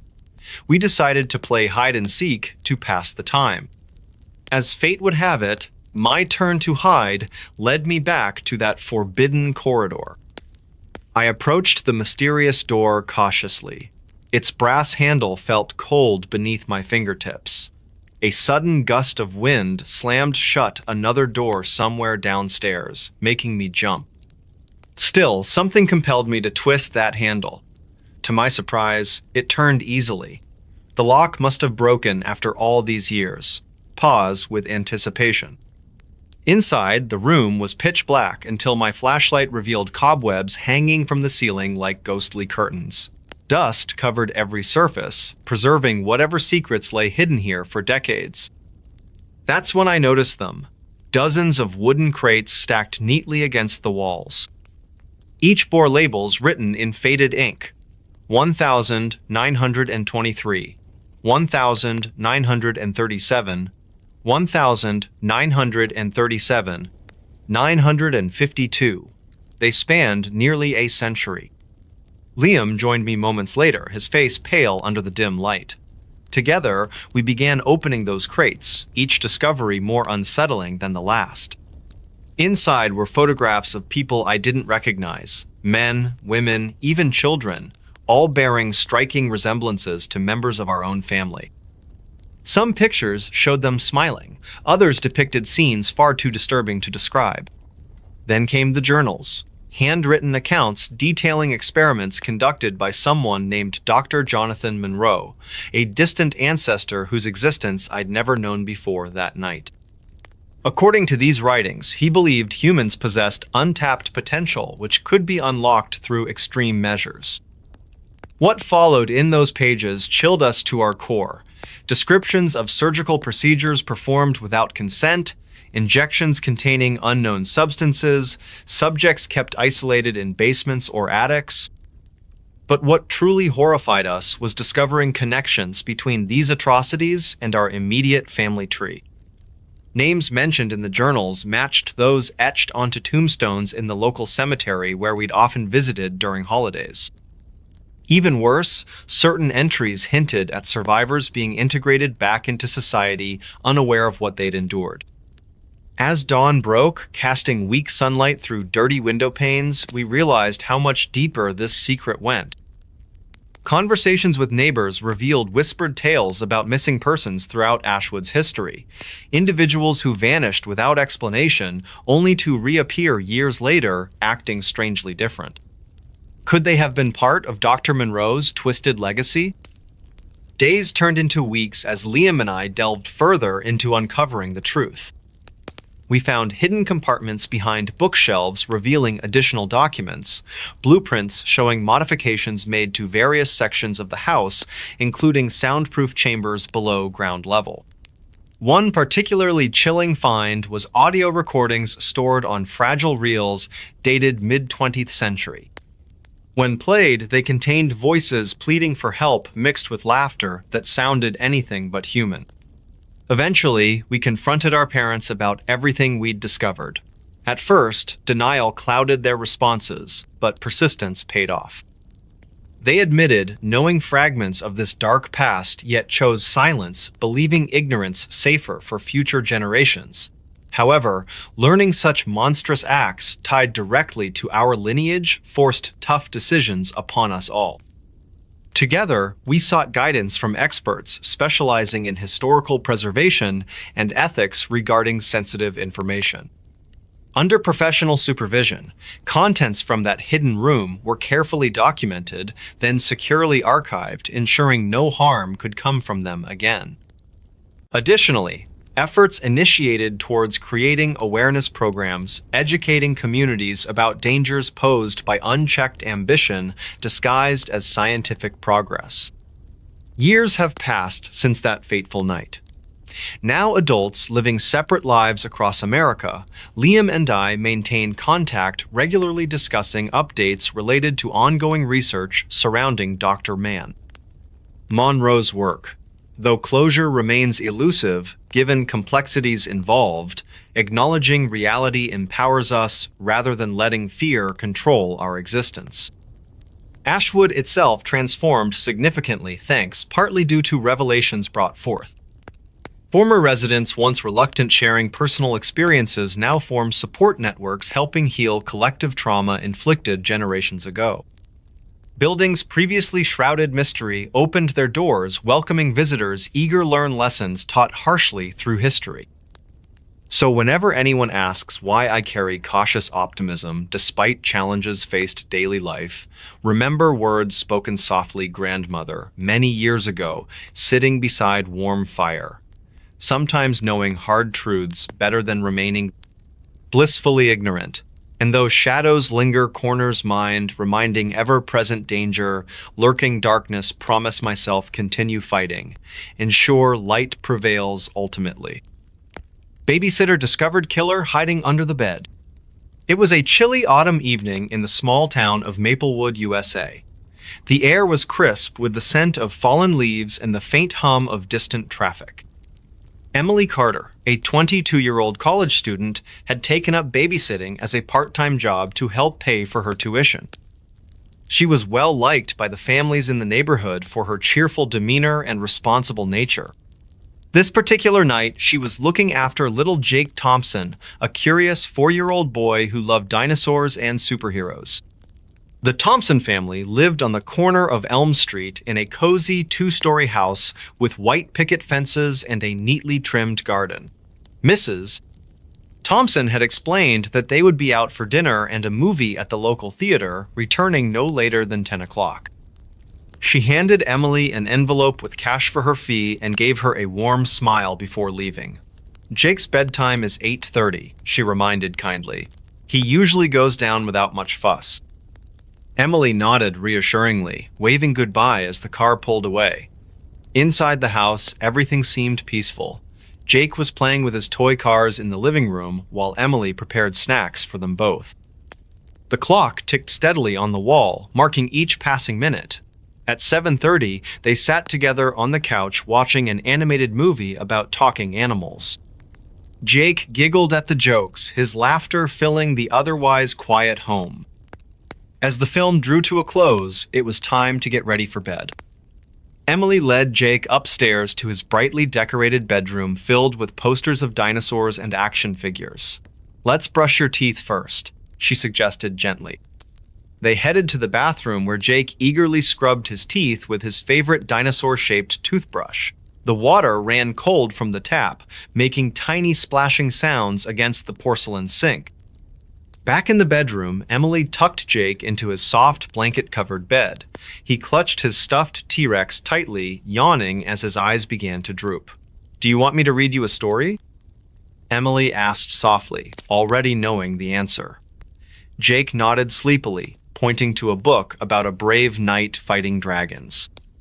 As Emily read aloud, her voice calm and soothing, Jake drifted off to sleep within minutes. She paused for a moment, gazing at the peaceful child under the covers. Outside, the wind rustled through the trees, creating shadows that danced across the walls. Emily straightened up, tiptoeing out of the room to let Jake rest undisturbed. But something felt off. A strange sensation prickled at the back of her neck, though she couldn't quite place what it was. Downstairs, she checked her phone. It was now 9 o'clock. The Thompsons should be returning soon. To pass the time, she decided to tidy up the living room a little, picking up stray toys and arranging cushions neatly on the sofa. The house was eerily silent, except for the occasional creak of floorboards settling. Emily tried not to think too hard about it, but found herself glancing over her shoulder more often than usual. Deciding to make sure all was well upstairs, she climbed the stairs slowly, one hand trailing along the wooden banister. Reaching Jake's room, she hesitated briefly before pushing the door open just enough to peek inside. The dim glow from the nightlight illuminated the space, showing Jake still sound asleep. Relief washed over her until her gaze fell upon the bed. Beneath the edge of the mattress, something moved. Her heart skipped a beat. Was it just a trick of the light? No, there it was again, a shadow shifting ever so slightly. Fear gripped her chest like a vice. What could possibly be hiding under a 4-year-old's bed? "Hello?" Emily called out cautiously, her voice trembling slightly. There was no response, only silence thick enough to cut with a knife. Her mind raced with possibilities, yet none made sense. Gathering whatever courage she possessed, she stepped closer to the bed. Every fiber of her being screamed at her to leave the room immediately, but curiosity, or perhaps duty, rooted her feet to the spot. Kneeling beside the bed, she leaned forward carefully, peering underneath. At first, all she saw were dust bunnies and scattered Legos. Then, slowly, a pair of eyes locked onto hers. Cold, dead eyes devoid of any humanity. A guttural growl escaped from beneath the bed, sending chills down her spine. Before she could react, a hand shot out, grabbing her wrist with surprising strength. Emily screamed, yanking her arm free and stumbling backward. The intruder emerged swiftly, revealing itself to be a man dressed in dark clothing, his face obscured by a ski mask. His breathing came in harsh pants as he surveyed the room, clearly startled by her presence. For a brief second, their gazes met, hers wide with terror, his calculating and dangerous. Without thinking, Emily bolted toward the door. Her bare feet slapped against the hardwood floors as she raced down the hallway, adrenaline pumping fiercely through her veins. Behind her, she heard the thud of footsteps following closely. Panic surged within her, urging her to move faster. She reached the top of the staircase, nearly tripping in her haste. Reaching the bottom, she fumbled with her phone, trying desperately to dial 911. Her fingers shook uncontrollably, making it difficult to press the right buttons.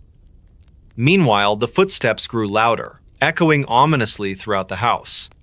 Just when she thought she might reach safety, a strong hand clamped down on her shoulder, spinning her around. The masked figure loomed over her, towering menacingly. Emily's breath hitched in her throat as she struggled against his grip. With every ounce of strength left in her body, she kneed him in the stomach, causing him to double over momentarily. Seizing the opportunity, she dashed toward the front door, unlocking it frantically. Bursting outside, she stumbled onto the porch, slamming the door shut behind her. Locking it securely, she finally managed to call emergency services, her voice breaking as she explained the situation. Sirens wailed in the distance, growing nearer with each passing second. Clutching herself tightly, Emily collapsed onto the steps, tears streaming down her face. Minutes later, police cars screeched to a halt in front of the house. Officers swarmed the property, weapons drawn as they entered cautiously. Neighbors peeked out of their windows, whispering amongst themselves about the commotion. Eventually, the suspect was apprehended hiding in the attic, though his motives remained unclear. In the days that followed, investigators pieced together fragments of the truth. The man turned out to be a convicted criminal who had recently escaped from prison. How he ended up in the Thompsons' home remained a mystery, but authorities believed he may have been targeting random houses in the area. Thankfully, Jake remained unharmed throughout the ordeal. Night shift nurse saw something not human. Every night, the corridors of St. Mary's Hospital in Chicago were eerily silent after midnight. The hospital had been built over a century ago, and its old brick walls seemed to whisper secrets from decades past. For Emily Carter, a dedicated nurse working the night shift, this place was both her sanctuary and her battleground. She had worked there for 5 years, but nothing could have prepared her for what happened one fateful evening. It all began on a cold November night when the wind howled outside like an angry ghost. Emily started her shift at 11:00 p.m. sharp, as she always did. Her station was located on the 3rd floor, where most patients were recovering from surgeries or dealing with chronic illnesses. The atmosphere was calm, almost too calm. There were no emergency calls that night, no sudden beeping monitors, just the rhythmic hum of fluorescent lights above her desk. Emily glanced at the clock hanging near the nurse's station. It read 2:43 a.m. It was her usual routine during these quiet hours, checking patient charts, ensuring medication schedules were up to date, and occasionally walking through the hallways to make sure everything was in order. But something felt different tonight. There was a heaviness in the air, a feeling she couldn't quite put into words. At around 3:15 a.m., Emily decided to check on Mr. Thompson, an elderly man who had undergone hip replacement surgery earlier that week. His room was at the far end of the corridor, room 317. As she walked down the dimly lit hallway, her footsteps echoed softly against the tiled floor. The silence was oppressive, almost suffocating. She paused momentarily outside his door, noticing that it was slightly ajar. That wasn't unusual. Sometimes staff would leave doors open for ventilation. Still, she hesitated before pushing it gently. Inside, Mr. Thompson lay peacefully asleep under his white sheets. Everything seemed normal until Emily noticed something peculiar by the window. A shadow moved quickly across the glass, faster than any human could run. Her heart skipped a beat. She turned toward the window, squinting into the darkness beyond. Nothing. Just the empty parking lot bathed in pale moonlight. Shaking off the unease, Emily returned to her station, trying to convince herself that it was probably just a trick of the light, or maybe even a bird flying past. Yet, the thought lingered in the back of her mind. What if it wasn't? Hours passed, and dawn was still hours away. At 4:30 a.m., another strange occurrence took place. Emily heard soft whispers coming from the supply closet down the hall. Curious, admittedly a little nervous, approached the small wooden door labeled Supplies. She knocked lightly first, calling out, "Is anyone in there?" No response. Carefully, she opened the door. The room was exactly as she remembered, its stacks of gauze, bandages, gloves, neatly arranged on metal shelves. But then she saw Ita's single footprint on the concrete floor leading out of the closet. The print looked normal enough, except for one detail: it had 6 toes. Emily froze, her breath catching in her throat. She stared at the mark, unable to believe what she was seeing. How could such a thing exist? And more importantly, why hadn't anyone else noticed it before? Panic began to rise within her, but she forced herself to stay calm. Maybe it was some kind of prank played by a mischievous intern, or so she hoped. By 5:00 a.m., exhaustion set in, but sleep was impossible now. Every sound seemed amplified: the creak of the floorboards, the faint rustling of curtains swaying in the breeze. Emily resolved to finish her shift without letting fear control her actions. However, fate had other plans. As she documented the final entries in her logbook, a chilling voice whispered directly behind her ear, "You shouldn't be here." She spun around, her pen falling to the ground with a clatter. Nobody was there. Only the empty chairs surrounding the nurse's station greeted her gaze. Cold sweat dripped down her spine as she realized the voice hadn't come from anyone visible. It sounded wrong, not human. The tone carried an unnatural cadence, almost mechanical, yet undeniably alive. Trembling, Emily grabbed her phone and dialed security immediately. They promised to send someone up right away, though they sounded skeptical about her claims. While waiting, she tried to focus on deep breathing exercises, anything to distract herself from the growing dread filling the room. When the security guard finally arrived at 5:45 a.m., he found Emily sitting rigidly in her chair, eyes wide with terror. He inspected the area thoroughly but found nothing out of the ordinary. Still, he assured her that whatever she experienced, it would be investigated further. Privately, however, Emily knew they wouldn't find anything tangible to explain what occurred that night. From that point onward, Emily requested transfers to different shifts whenever possible. Though officially unexplained, rumors spread among the staff about supernatural occurrences happening late at night in St. Mary's Hospital. Some dismissed them as mere superstition, while others chose to believe. Years later, Emily recounted the story to friends over coffee, laughing nervously as though dismissing the memory herself. But deep down, she never forgot those moments spent alone in the darkened halls of St. Mary's. Those fleeting glimpses of shadows and whispers, not meant for human ears, stayed etched in her memory forever. Chilling 911 call from missing hiker emerges. The chilling 911 call that emerged from the disappearance of a lone hiker in the dense forests of Oregon has left authorities and listeners alike with more questions than answers. This is the story of Emily Carter, a passionate adventurer who ventured into the heart of Mount Hood National Forest on an early autumn morning. The air was crisp, carrying the scent of pine needles and damp earth as sunlight filtered through the canopy above.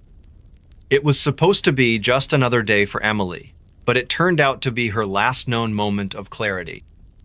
Emily had planned her hike meticulously, informing friends about her route and expected return time. She started at Timberline Lodge around 6:30 a.m., eager to explore trails less traveled by others. Her goal was to reach Lost Lake before sunset, a serene destination shrouded in mystery due to its remote location. As she ascended higher into the wilderness, the forest grew quieter, almost eerie in its stillness. Birds chirped faintly in the distance, their songs barely breaking the heavy silence enveloping the woods. By midday, Emily realized something was wrong. Her GPS device malfunctioned, leaving her disoriented amidst towering trees that seemed endless. Panic began creeping in as shadows lengthened across the forest floor. With no signal on her phone, she decided to conserve battery while searching for higher ground where reception might improve. Hours passed without success until desperation forced her hand. Using what little power remained, she dialed 911 at 4:17 p.m. "Hello?" came Emily's shaky voice over static-filled lines. "Can anyone hear me?" There was pause. A deep breath could be heard, followed by trembling words. "I'm lost. I don't know where I am." Dispatchers tried calming her down, asking specific questions about landmarks or recognizable features nearby. But all Emily could describe were ancient firs surrounding her like silent sentinels under fading daylight. "It feels so cold now," she muttered softly, fear evident in every syllable. "And there's this strange noise, like whispers." As night fell quickly over the mountainous terrain, temperatures plummeted drastically. In background noises captured during the call, rustling leaves mixed with unidentifiable sounds, something moving closer, perhaps? Emily hesitated before speaking again, her tone laced with growing dread. "There's movement out there. Something's watching me." Dispatchers reassured her help was coming, urging her to stay put despite increasing unease. However, communication became sporadic as battery levels drained further.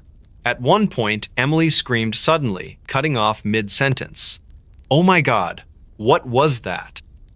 After several minutes of silence punctuated only by heavy breathing, the line went dead completely at 5:42 p.m.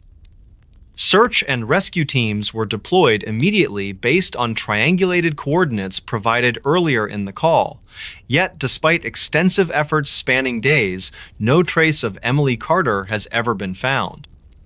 Only remnants of her belongings, a torn backpack, water bottle, flashlight lying discarded near a cluster of boulders were discovered miles away from initial search areas. Locals familiar with these parts whispered tales of old spirits haunting certain sections of the forest, warning outsiders not to venture too far alone, especially after dark. Others dismissed such superstitions outright, attributing Emily's fate purely to natural dangers inherent within untamed wildernesses. Whatever truly happened remains shrouded in mystery, forever etched into collective memory through that haunting final transmission. Voices in the woods called my name. The sun had just begun its descent, casting a golden hue across the dense forest of Blackwater National Wildlife Refuge near Cambridge, Maryland. It was an ordinary Saturday evening when Emily Carter decided to take her usual stroll through these woods. She often visited this place after work, finding solace in the quiet embrace of nature. The air carried a crisp chill that hinted at the approaching autumn season. Emily, a 28-year-old graphic designer, lived alone in a small apartment on King Street. Her job kept her busy during the week, but weekends were reserved for exploring the outdoors. This particular day started like any other. She woke up at 5:00 a.m., prepared her backpack with essentials: water bottle, flashlight, notebook, and a pocket knife. By 6:30 p.m., as daylight began fading, she found herself deep within the refuge's trails. As she walked along the well-worn path, the forest seemed unusually alive. Leaves rustled softly underfoot, creating a gentle melody against the backdrop of distant bird calls. The trees stood tall and ancient, their branches intertwined above like nature's cathedral ceiling. Everything appeared normal until Emily reached the old wooden bridge spanning a narrow creek. At precisely 7:15 p.m., something peculiar happened. As she crossed the creaking planks, Emily heard it. A faint whisper carried by the wind. "Emily," the voice called softly, almost playful. She stopped abruptly, heart pounding slightly faster. Looking around, she saw nothing but the familiar surroundings of the forest. Surely, it must have been her imagination playing tricks.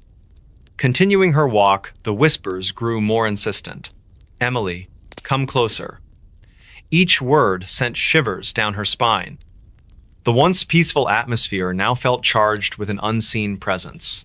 By 7:45 p.m., darkness enveloped the woods completely, yet the moonlight struggled to penetrate the thick canopy above. Reaching the clearing where she usually sat to sketch, Emily noticed something odd about the large oak tree she loved so much. Its bark seemed darker, almost blackened compared to previous visits. Approaching cautiously, she realized the tree wasn't merely dark, it pulsed faintly with an unnatural glow. Her breath caught in her throat as strange symbols began forming on the trunk before her eyes. Time seemed to stand still as the symbols illuminated brighter, casting eerie shadows around the clearing. At exactly 8:30 p.m., the voices intensified into a cacophony of murmurs.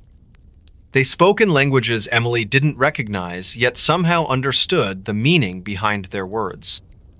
Fear gripped her chest as realization dawned. These weren't random sounds. They formed coherent sentences about events long past.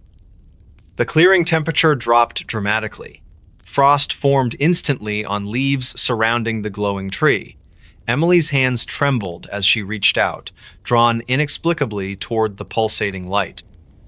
Just before touching the bark, visions flooded her mind, scenes from centuries ago when this land belonged to indigenous tribes who revered this very spot as sacred ground. By 9:00 p.m., the visions became overwhelming. She saw rituals performed beneath the same moonlight, people dressed in traditional garments chanting prayers that echoed through time. Among them stood a young woman no older than 20, whose face bore striking resemblance to Emily's own features. This figure watched silently as flames danced around the circle, illuminating faces filled with both reverence and fear. Suddenly, reality snapped back. Emily found herself kneeling on the cold ground, breathing heavily. The tree's glow faded gradually, leaving behind only the faint scent of burning wood. Checking her watch, she discovered nearly 2 hours had passed without notice. Rising unsteadily, she glanced one last time at the now ordinary-looking oak before hurrying back towards the main trail. Walking briskly, every sound seemed amplified, twigs snapping far off, rustling bushes nearby. Shadows moved unnaturally fast between trees, though logic insisted it was merely tricks of fading moonlight. Reaching her car parked near the refuge entrance at 10:15 p.m., relief washed over her briefly. But sleep proved elusive that night. Lying awake in bed, Emily couldn't shake the feeling of being watched. Every creak of the building sounded louder than usual. When morning finally arrived, she resolved to research the history of Blackwater Refuge further. Days turned into weeks. During her investigation, Emily uncovered stories told by local Native American elders about cursed areas within the refuge. One tale particularly resonated: a young maiden sacrificed unwillingly during a desperate ritual to appease angry spirits centuries ago. Her spirit supposedly lingered, calling those with similar fates to join her eternal vigil. Haunted by recurring dreams featuring the mysterious young woman from her vision, Emily eventually returned to the clearing. This time, armed with historical knowledge and determination, she sought answers rather than escape. Standing before the oak tree once more, she whispered words learned from tribal archives. He lived alone, but something else answered. The house on Maple Street had always been a quiet place. It stood alone, surrounded by tall oak trees that whispered secrets to each other in the wind. The neighborhood knew little about its occupant, an elderly man named Henry Carter, who lived there for over 2 decades. He was reclusive, often seen tending to his garden or sitting on the porch with a cup of coffee in hand. His life seemed simple and uneventful until something strange began to happen. Henry's days were predictable. Every morning at 7:00 a.m., he would wake up, brew his coffee, and sit by the window to watch the sunrise. On one particular day, however, everything changed. That morning, as usual, Henry prepared his breakfast and sat down at the kitchen table. The clock ticked softly, filling the silence of the room. He glanced at the calendar hanging on the wall. It read October 15th. Autumn had painted the leaves in shades of orange and red, creating a serene atmosphere outside. But inside, Henry felt uneasy. There was a faint creak from upstairs, though he hadn't heard anyone move around. He paused, placing his fork gently onto the plate. A chill ran down his spine as he listened intently. Silence. Then another creak. This time, it sounded closer. Henry frowned, wondering if perhaps the old house was just settling.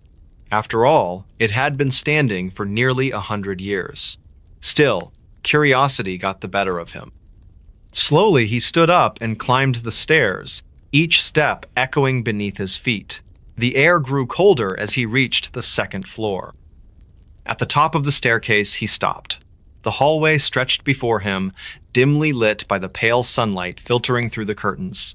To his left was the guest bedroom, which he rarely used. To his right was the master bedroom where he slept every night. Straight ahead was the bathroom. Everything appeared normal. But then came the sound of soft whisper, barely audible, coming from the guest bedroom.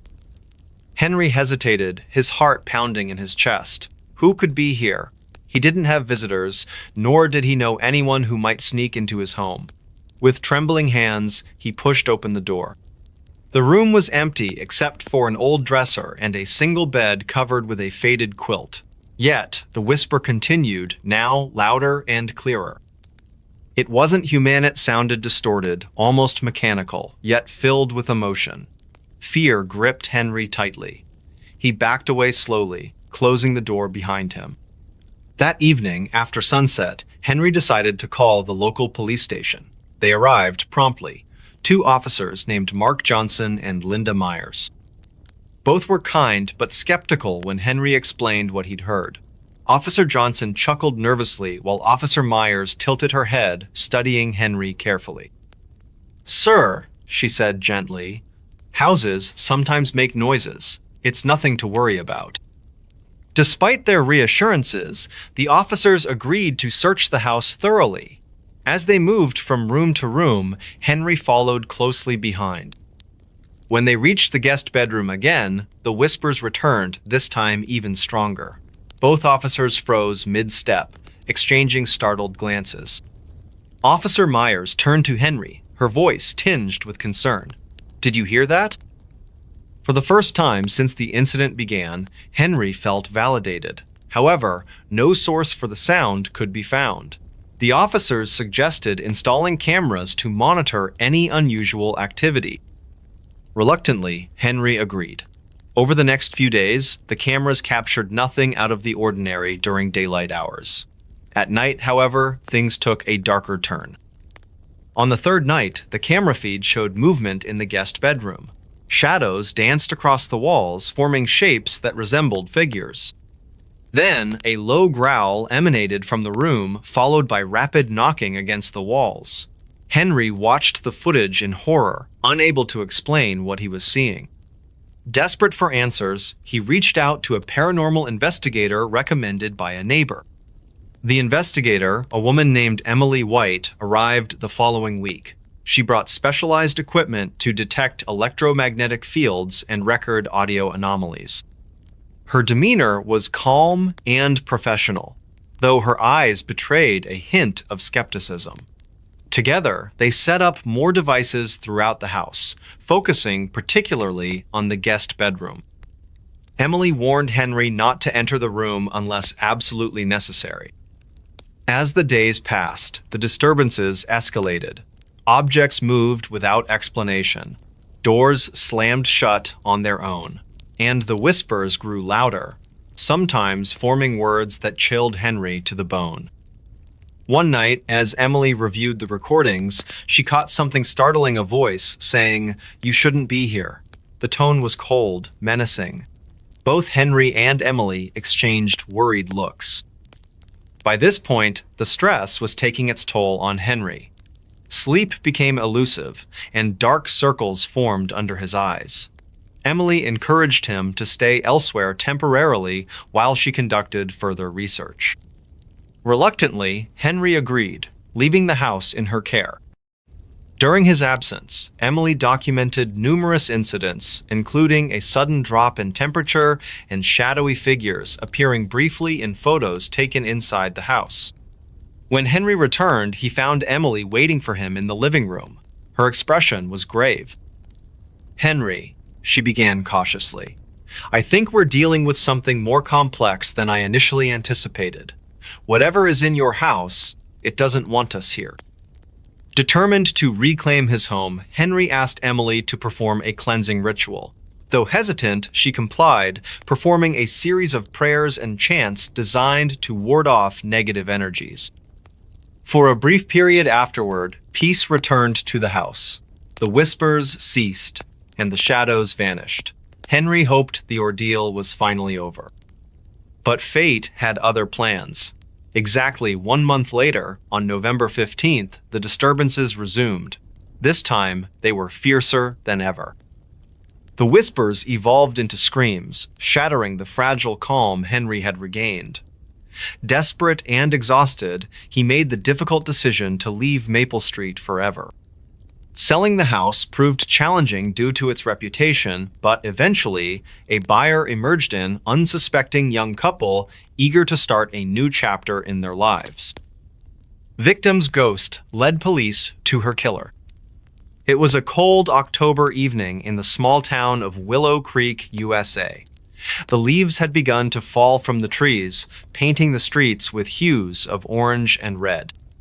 A chill ran through the air as Detective Mark Thompson stood outside the old Victorian house at 13 Maple Street. His breath formed tiny clouds in front of him as he exhaled deeply. The case had baffled the entire police department for weeks. Emily Carter, a beloved 28-year-old schoolteacher, had disappeared without a trace. Her car was found abandoned near the edge of Blackwood Forest, its engine still warm. The forest loomed ominously behind the detective, its dark shadows stretching like skeletal fingers into the fading light. Detective Thompson had spent countless sleepless nights poring over the evidence. Interviews with neighbors revealed little.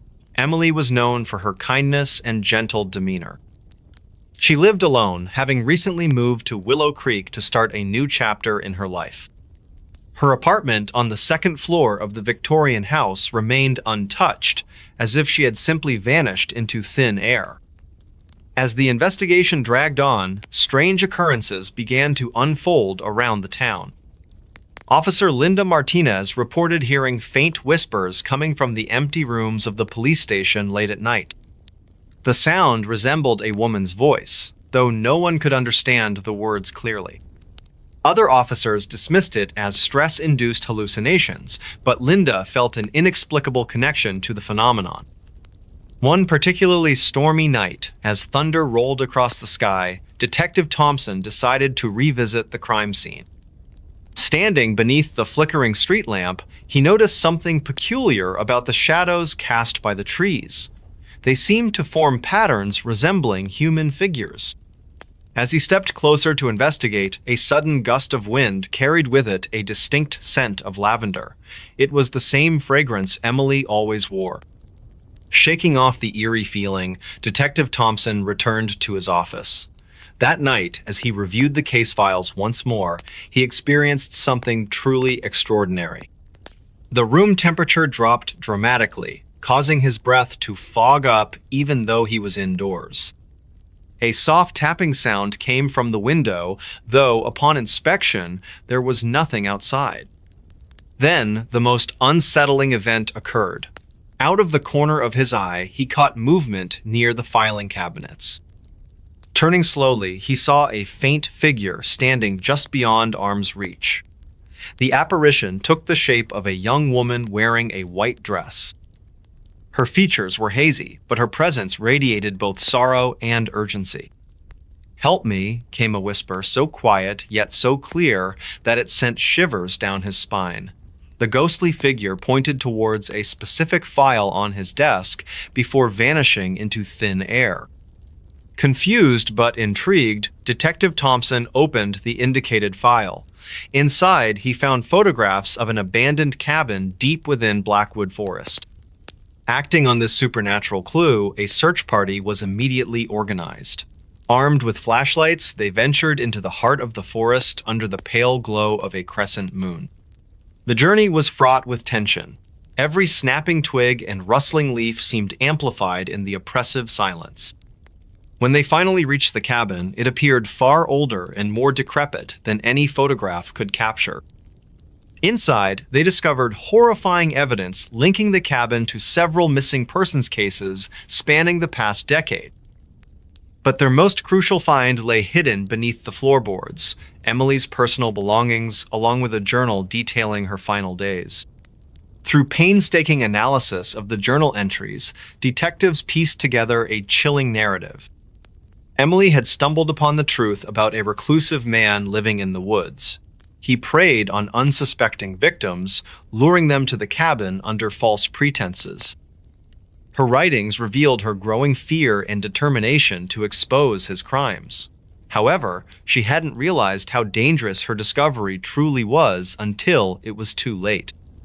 Armed with this newfound information, authorities tracked down the suspect, a man named Walter Kane, who had lived isolated from society for years. During questioning, Kane exhibited signs of severe mental instability. Confronted with overwhelming evidence, including DNA traces found at the cabin, he eventually confessed to Emily's murder. Though justice was served, the experience left an indelible mark on those involved. Detective Thompson often reflected on that fateful night when the supernatural intervened to solve the case. Even now, walking through the precinct late at night, he sometimes hears faint whispers echoing through the halls, reminders of the mysterious bond between the living and the dead. Willow Creek gradually returned to normalcy, yet locals occasionally speak in hushed tones about the spectral figure seen wandering near Blackwood Forest. Some claim it's Emily, forever searching for peace. Others believe she remains to protect others from meeting the same fate. Whatever the truth may be, one thing is certain. Some mysteries transcend our understanding, lingering just beyond the veil of reality. She walked into fog, never came out. It was a crisp autumn evening in the small town of Blackwater Hollow, nestled deep within the forested hills of New England. The air carried a chill that sent shivers down anyone who dared to linger outside after sunset. The locals often spoke in hushed tones about the dense fog that would roll in unpredictably, blanketing the area with an eerie silence. No one ventured far from home when the fog appeared. It was as if nature itself warned them to stay indoors. Her name was Emily Carter, a 26-year-old graphic designer living alone in her modest apartment on Maple Street.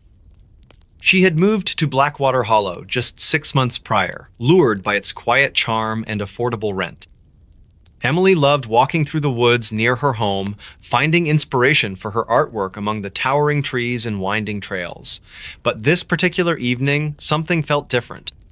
A strange unease settled over the town as twilight approached, but Emily didn't notice it at first. Her mind was preoccupied with thoughts of deadlines and sketches waiting to be finished. At exactly 7:15 p.m., she grabbed her coat and decided to take a short walk before dinner. Just around the block, she told herself, stepping out into the cool night. The streetlights flickered faintly above her head, casting long shadows across the pavement.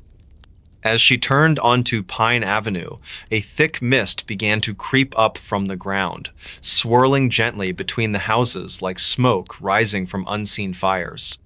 Emily paused for a moment, feeling a twinge of discomfort. This wasn't the usual morning fog. It seemed heavier, more oppressive, almost alive. She hesitated, but then shrugged it off. Probably nothing, she muttered under her breath, continuing her stroll. By now, the fog had grown denser, obscuring the outlines of buildings and streetlights. It was eerily silent, no sound of crickets or rustling leaves, only the soft crunch of her boots against the gravel path. At 7:23 p.m., Emily realized she couldn't see much beyond a few feet in front of her. Panic started to rise in her chest, but she forced herself to remain calm. Okay, I just need to retrace my steps, she said aloud, trying to reassure herself. But as she walked back toward what she thought was Pine Avenue, the familiar landmarks were gone. The street signs, the lampposts, even the distinctive shape of Mrs. Thompson's house all vanished beneath the suffocating gray haze. Fear crept into her voice as she called out softly, "Hello? Is anyone there?" There was no answer, only the unsettling sensation of being watched. Time seemed to stretch endlessly as Emily wandered deeper into the fog. Her watch showed 7:45 p.m., but the numbers felt meaningless. Every direction looked the Samian endless expanse of white emptiness. Then she heard Ida's faint whisper carried on the wind.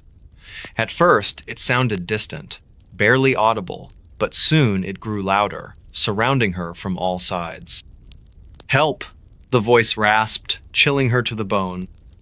Emily froze, her heart pounding wildly in her chest. "Who's there?" she demanded, her voice trembling despite her best efforts to sound brave.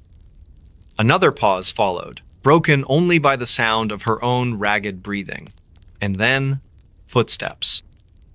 They weren't hers. They came from somewhere behind her, slow and deliberate, crunching against the ground. She spun around, peering desperately into the fog, but saw nothing. The whispers returned, closer this time, overlapping one another until they formed a cacophony of voices. Some sounded human, others unearthly, their words unintelligible yet somehow filled with malice. Emily stumbled forward, desperate to escape, but every step led her further into the labyrinth of mist. Her phone battery died at 8:03 p.m., leaving her completely cut off from help. Tears streamed down her face as she shouted into the void, "Please, someone help me." And then, everything went still. The whispers stopped abruptly, the footsteps ceased, and the oppressive weight of the fog lifted slightly. In front of her, barely visible through the haze, stood a figure. Its form was indistinct, cloaked entirely in shadow, but its presence radiated an overwhelming sense of dread. Emily wanted to scream, to run, but her legs refused to obey. All she could do was stare in frozen terror as the figure stepped closer, its features remaining hidden behind layers of darkness. Minutes or perhaps hours passed as Emily remained trapped in this surreal encounter. Finally, at 9:17 p.m., the fog began to thin, retreating as quickly as it had arrived.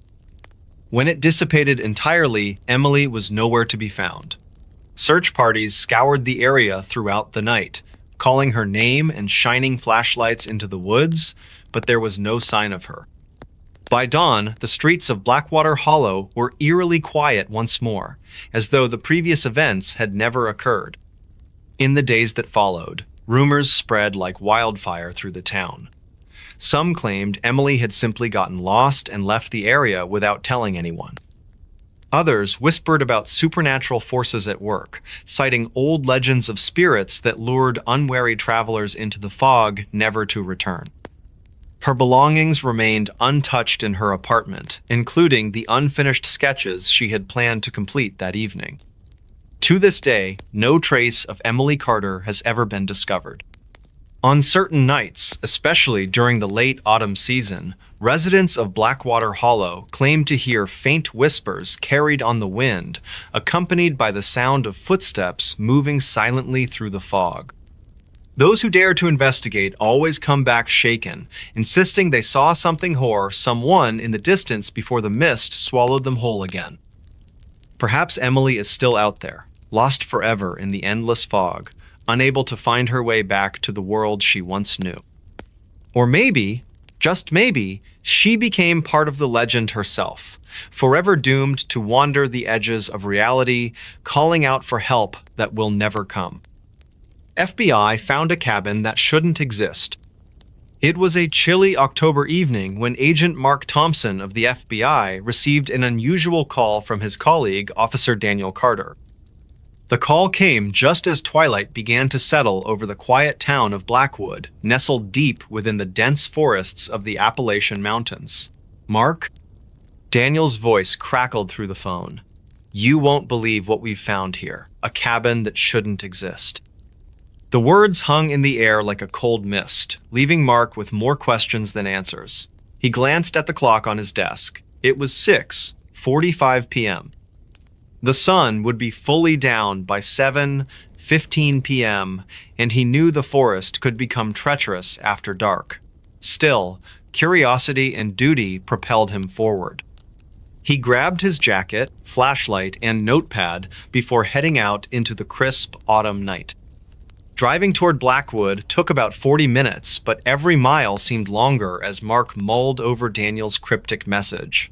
When he finally arrived, the scene greeted him with an eerie stillness. Officers were scattered around the perimeter of the woods, their breath visible in the cool air. Daniel approached him immediately, his face pale under the dim glow of a lantern. "Over there," Daniel whispered, pointing toward the thick cluster of trees. His tone carried an unsettling tremor. "We followed some strange tracks. They led us straight to it." Curiosity mingled with unease as Mark stepped closer. The path wasn't marked on any maps, yet somehow, someone or something had built a cabin deep within these woods. As they ventured further, the temperature dropped noticeably, and the sounds of wildlife faded away. It felt unnatural, almost oppressive, as though the forest itself wanted them to turn back. Finally, after 10 minutes of walking, they reached the structure. It was small, dilapidated, and appeared to have been abandoned for decades. Moss clung to its wooden walls, and the windows were cracked, allowing faint streaks of moonlight to illuminate the interior.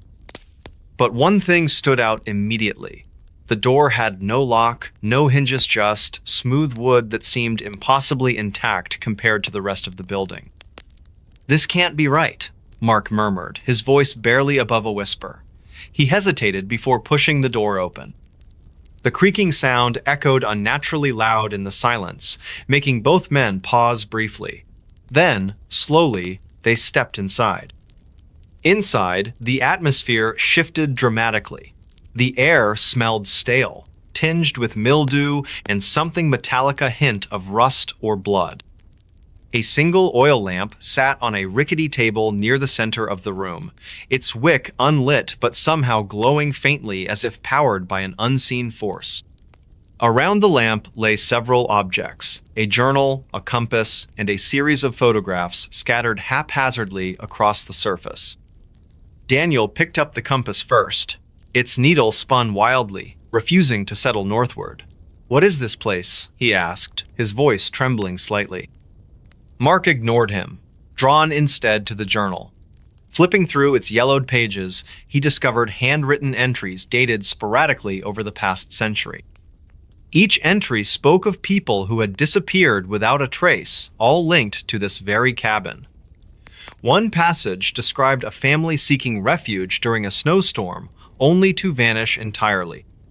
Another told of a group of hunters who stumbled upon the cabin and never returned home. As Mark read aloud, Daniel wandered to the corner of the room where the photographs lay. They depicted various individuals standing outside the same cabinmen, women, children, all smiling happily as if posing for a keepsake. Yet none of them bore any resemblance to anyone living today.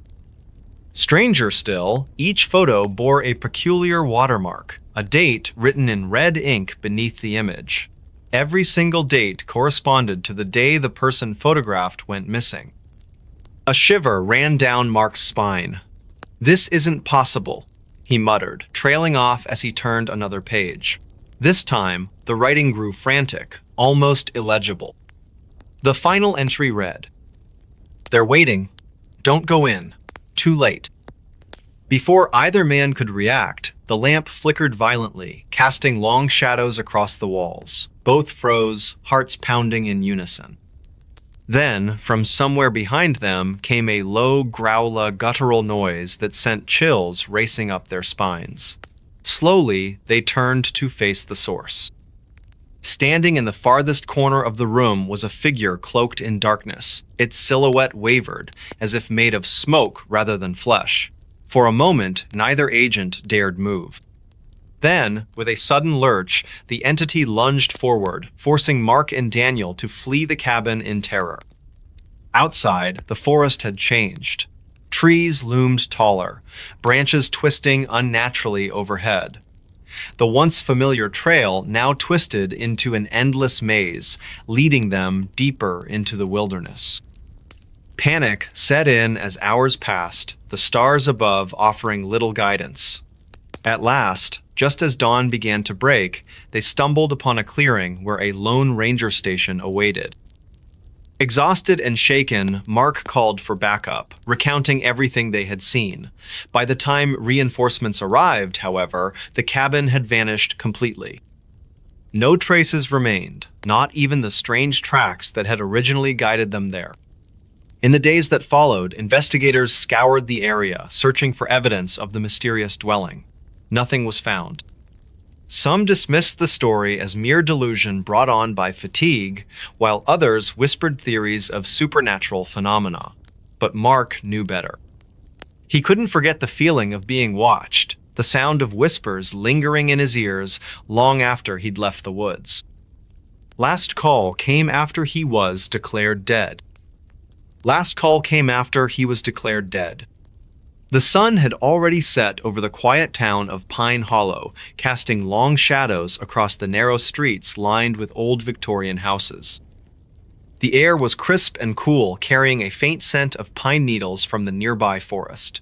It was just past 9:15 p.m. when the emergency call came through to the local dispatch center.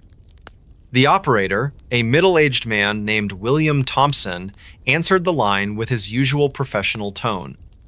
"Pine Hollow Emergency Services, this is William speaking." There was a brief pause on the other end before a familiar voice replied.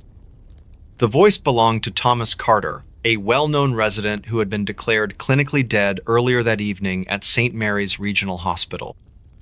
William felt an immediate chill run down his spine as he recognized the name. "Mr. Carter?" William asked cautiously. "Is that really you?" His voice trembled slightly despite his attempt to maintain composure. Thomas spoke in a calm but distant tone. "Yes, it's me. I need help." His words were clear, yet carried an unsettling quality that made William's skin crawl. "I'm still at the hospital. Something isn't right." William quickly glanced at the clock. It read 9:17 p.m. He remembered the official time of death recorded for Thomas was exactly 6:42 p.m. That meant 3 hours had passed since Thomas was pronounced deceased by the medical staff. "Mr. Carter," William began carefully, choosing his words with precision. "Are you sure about where you are? Can you describe your surroundings?" His heart pounded heavily against his chest as he waited for the response. "I'm in room 307, Thomas replied matter-of-factly. "It's dark here now, no nurses or doctors around. Just silence." His description matched perfectly with the isolation ward where they had kept him earlier. But how could he know? Meanwhile, inside St. Mary's Hospital, security guard Robert Hayes was making his rounds. It was 9:20 p.m. and unusually quiet throughout the building. As he approached room 307, he noticed something strange. The door, which should have remained locked according to protocol, stood slightly ajar. Robert hesitated momentarily before pushing it open further. Inside, the room appeared undisturbed. Medical equipment lined the walls while monitors displayed their usual patterns indicating no patient present. Yet, an overwhelming sense of unease filled the space. He couldn't shake off the feeling someone was watching him. Back at the dispatch center, William tried contacting the hospital staff to verify Thomas's claim. However, every attempt resulted in unanswered calls or busy signals. Frustration mounted within him as each second ticked by seemed louder than the last. At precisely 9:25 p.m., another call came into the system, this one originating directly from room 307 itself. William picked up immediately, hoping for clarification. Instead, all he heard was heavy breathing followed by soft whispers repeating over and over again, "Help me." Each syllable echoed eerily through the speaker. Suddenly, without warning, the connection cut off abruptly, leaving behind only deafening silence. Later, investigations revealed no explanation for these events. Phone records confirmed both calls originated from non-existent numbers. Security footage showed no activity near room 307 during those critical moments. And most puzzling of all, Thomas Carter's body remained untouched in the morgue, showing no signs of revival whatsoever. As dawn broke over Pine Hollow the next morning, residents went about their daily routines unaware of the supernatural occurrences unfolding overnight. But for William Thompson and Robert Hayes, life would never be the same again. They often found themselves looking over their shoulders, hearing phantom voices whispering urgently. Last call came after he was declared dead, a chilling reminder lingering endlessly in their minds. Park ranger followed footprints that just stopped. It was a crisp autumn morning in the heart of Yellowstone National Park. The sun had barely risen, casting long shadows through the dense pine forest. A park ranger named Mark Thompson started his shift at 6:00 a.m. sharp. His usual routine involved patrolling the northern trails near the Lamar Valley area. It was one of the most remote sections of the park, known for its breathtaking scenery and occasional wildlife sightings. Mark's day began like any other. He checked his gear, a flashlight, water bottle, compass, and emergency whistle. As he walked along the well-trodden path, he noticed something unusual: a set of footprints in the soft earth. They were human-sized, clearly visible against the morning dew that clung to the ground. Curious, Mark decided to follow them. The footprints led him deeper into the woods. Each step matched perfectly with his own pace. Whoever made these prints seemed to be walking leisurely. At around 7:15 a.m., Mark reached a small clearing where the trail turned sharply left. But when he arrived there, the footprints just stopped. There was no sign of disturbance in the surrounding area. No branches broken, no scuff marks, nothing. Just an empty space where the tracks ended abruptly. Mark paused. His heart rate increased slightly as unease crept over him. He scanned the surroundings carefully. The air felt heavier somehow. Quieter than it should have been. Even the birds seemed to have fallen silent. "Hello?" he called out tentatively. No response came back except for the echo of his own voice bouncing off the trees. Deciding not to take any chances, Mark pulled out his radio to report the situation. Static crackled on the line initially. Then, after several attempts, he managed to reach dispatch. "This is Ranger Thompson," he said slowly. "I've encountered some strange footprints near the Lamar trailhead. They terminate without explanation. Dispatch promised to send backup immediately." While waiting, Mark decided to investigate further. He circled the area methodically, looking for any clue that might explain what happened. That's when he spotted something peculiar hanging from a low-hanging branch about 20 feet away. An old leather belt looped neatly around the trunk. It looked weathered, but still intact. as if someone had left it there intentionally. Time passed slowly as Mark continued searching. The sun climbed higher into the sky, breaking through the canopy above. By mid-morning, another ranger arrived on scene. Together, they documented the findings. Yet neither could offer a reasonable explanation for why the footprints vanished or what purpose the abandoned belt served. Word spread quickly among staff members about this mysterious incident. Some dismissed it as coincidence, while others whispered tales of past disappearances within the park boundaries. Stories told by campers who claimed hearing whispers late at night or feeling watched even when alone. These rumors only fueled Mark's growing uneasiness. Over the following weeks, more reports trickled in. Hikers reported seeing shadowy figures darting between trees during twilight hours. Rangers found additional items scattered throughout different parts of the park. Gloves, hats, pieces of rope, all seemingly placed deliberately rather than accidentally dropped. Each discovery added another layer to the puzzle. One evening, as Mark prepared to end his shift, he glanced down at the map pinned inside his station. His eyes caught sight of a marking he hadn't noticed before. A tiny symbol indicating an unmarked cave system located deep within the wilderness. Intrigued, he decided to explore it the next day. Armed with extra supplies and lighting equipment, Mark ventured toward the marked location early the following morning. Reaching the entrance took nearly 3 hours due to the challenging terrain. Once inside, he discovered walls covered in ancient carvings depicting strange rituals involving humans and animals. Further exploration revealed remnants of clothing buried beneath layers of dirt, styles dating back decades. As days turned into weeks, Mark became obsessed with uncovering the truth behind these mysteries. Every new piece of evidence pointed towards something darker lurking beneath the surface of Yellowstone's beauty. Yet, despite mounting evidence suggesting foul play or supernatural forces at work, official investigations yielded no concrete answers. Eventually, word reached national news outlets about the bizarre happenings within Yellowstone. Experts offered various theories ranging from natural phenomena to elaborate hoaxes. Meanwhile, locals shared their own accounts of encountering similar situations throughout history. Tales passed down through generations spoke of spirits guarding sacred lands against intruders. For Mark, however, the reality remained far too personal. Nights filled with restless dreams featuring endless rows of footprints leading nowhere. Days consumed by relentless pursuit of understanding. Until finally, one fateful afternoon, while examining yet another set of vanished tracks, he heard it.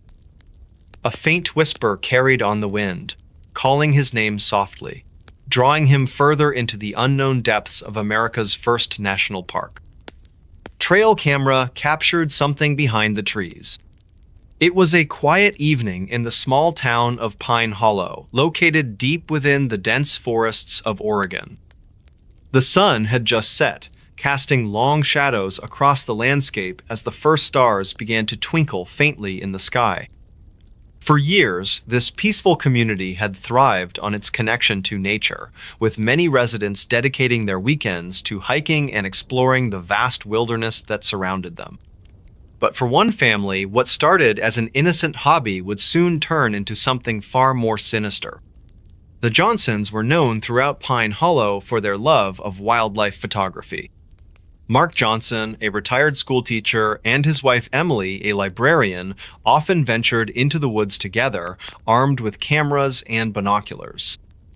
Their son, Jake, now 22 years old and studying environmental science at a nearby university, occasionally joined them during breaks from school. It was Jake who had suggested they invest in a trail camera device designed to capture images of animals passing by when triggered by motion sensors. Little did they know how much this simple piece of technology would change their lives forever. One crisp autumn morning, the Johnsons decided to place the trail camera near a remote area of the forest called Whispering Pines. This part of the woods was notorious among locals for being eerily silent compared to other regions filled with birdsongs and rustling leaves. Some even claimed it felt watched, though most dismissed these feelings as mere superstition.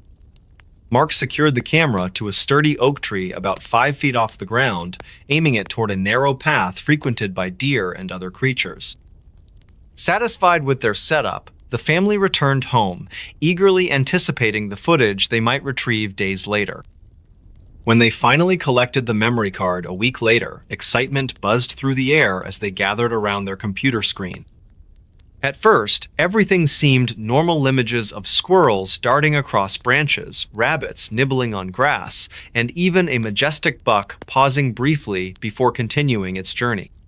However, midway through reviewing the photos, Emily gasped audibly. There, captured in grainy black and white clarity, stood a figure partially obscured behind several trees. Its posture resembled a human's, but there was something undeniably wrong about it. The way it tilted slightly forward, arms hanging unnaturally long, fingers curling like claws. "Mark," Emily whispered hesitantly, her voice trembling slightly. "What is that?" Mark leaned closer to the screen, squinting at the image. He adjusted the brightness and contrast settings, hoping to make out clearer details. Yet, no matter how hard he tried, the figure remained shrouded in mystery. Whatever it was, it didn't move or interact with the environment. Instead, it simply stared straight ahead, frozen in time, as if waiting patiently for something or someone. Jake suggested revisiting the location immediately, bringing along additional equipment to gather more evidence. Reluctantly, the family agreed, though unease gnawed at the edges of their thoughts. As dusk fell once again, they trekked back to Whispering Pines, flashlights cutting through the growing darkness. Upon reaching the spot where the camera had been placed, they noticed something unsettling. The surrounding vegetation appeared disturbed, as though something large had passed through recently. Twigs snapped underfoot, leaves crunched beneath boots, yet none of these sounds came from any visible source. Suddenly, Mark froze mid-step. His flashlight beam illuminated a pair of glowing eyes reflecting back at him from between 2 birch trees.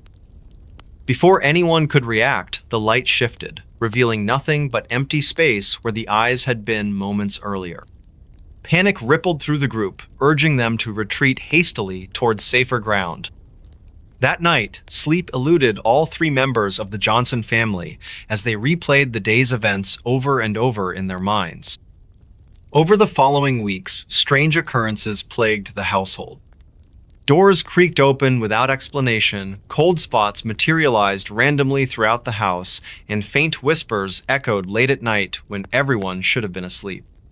Despite their mounting fear, curiosity drove the Johnsons to analyze every frame captured by the trail camera. They discovered patterns suggesting whatever lurked in those woods followed predictable routines, appearing consistently during twilight hours when natural light waned. Desperate for answers, they reached out to local experts, including historians familiar with Native American legends tied to the region. One elder recounted tales of a spirit known as the Watcher, said to guard sacred grounds against intruders. According to legend, the Watcher manifested only to those who trespassed unknowingly, offering warnings rather than harm unless provoked further. While intriguing, this information provided little comfort to the Johnsons, whose encounters grew increasingly frequent and disturbing.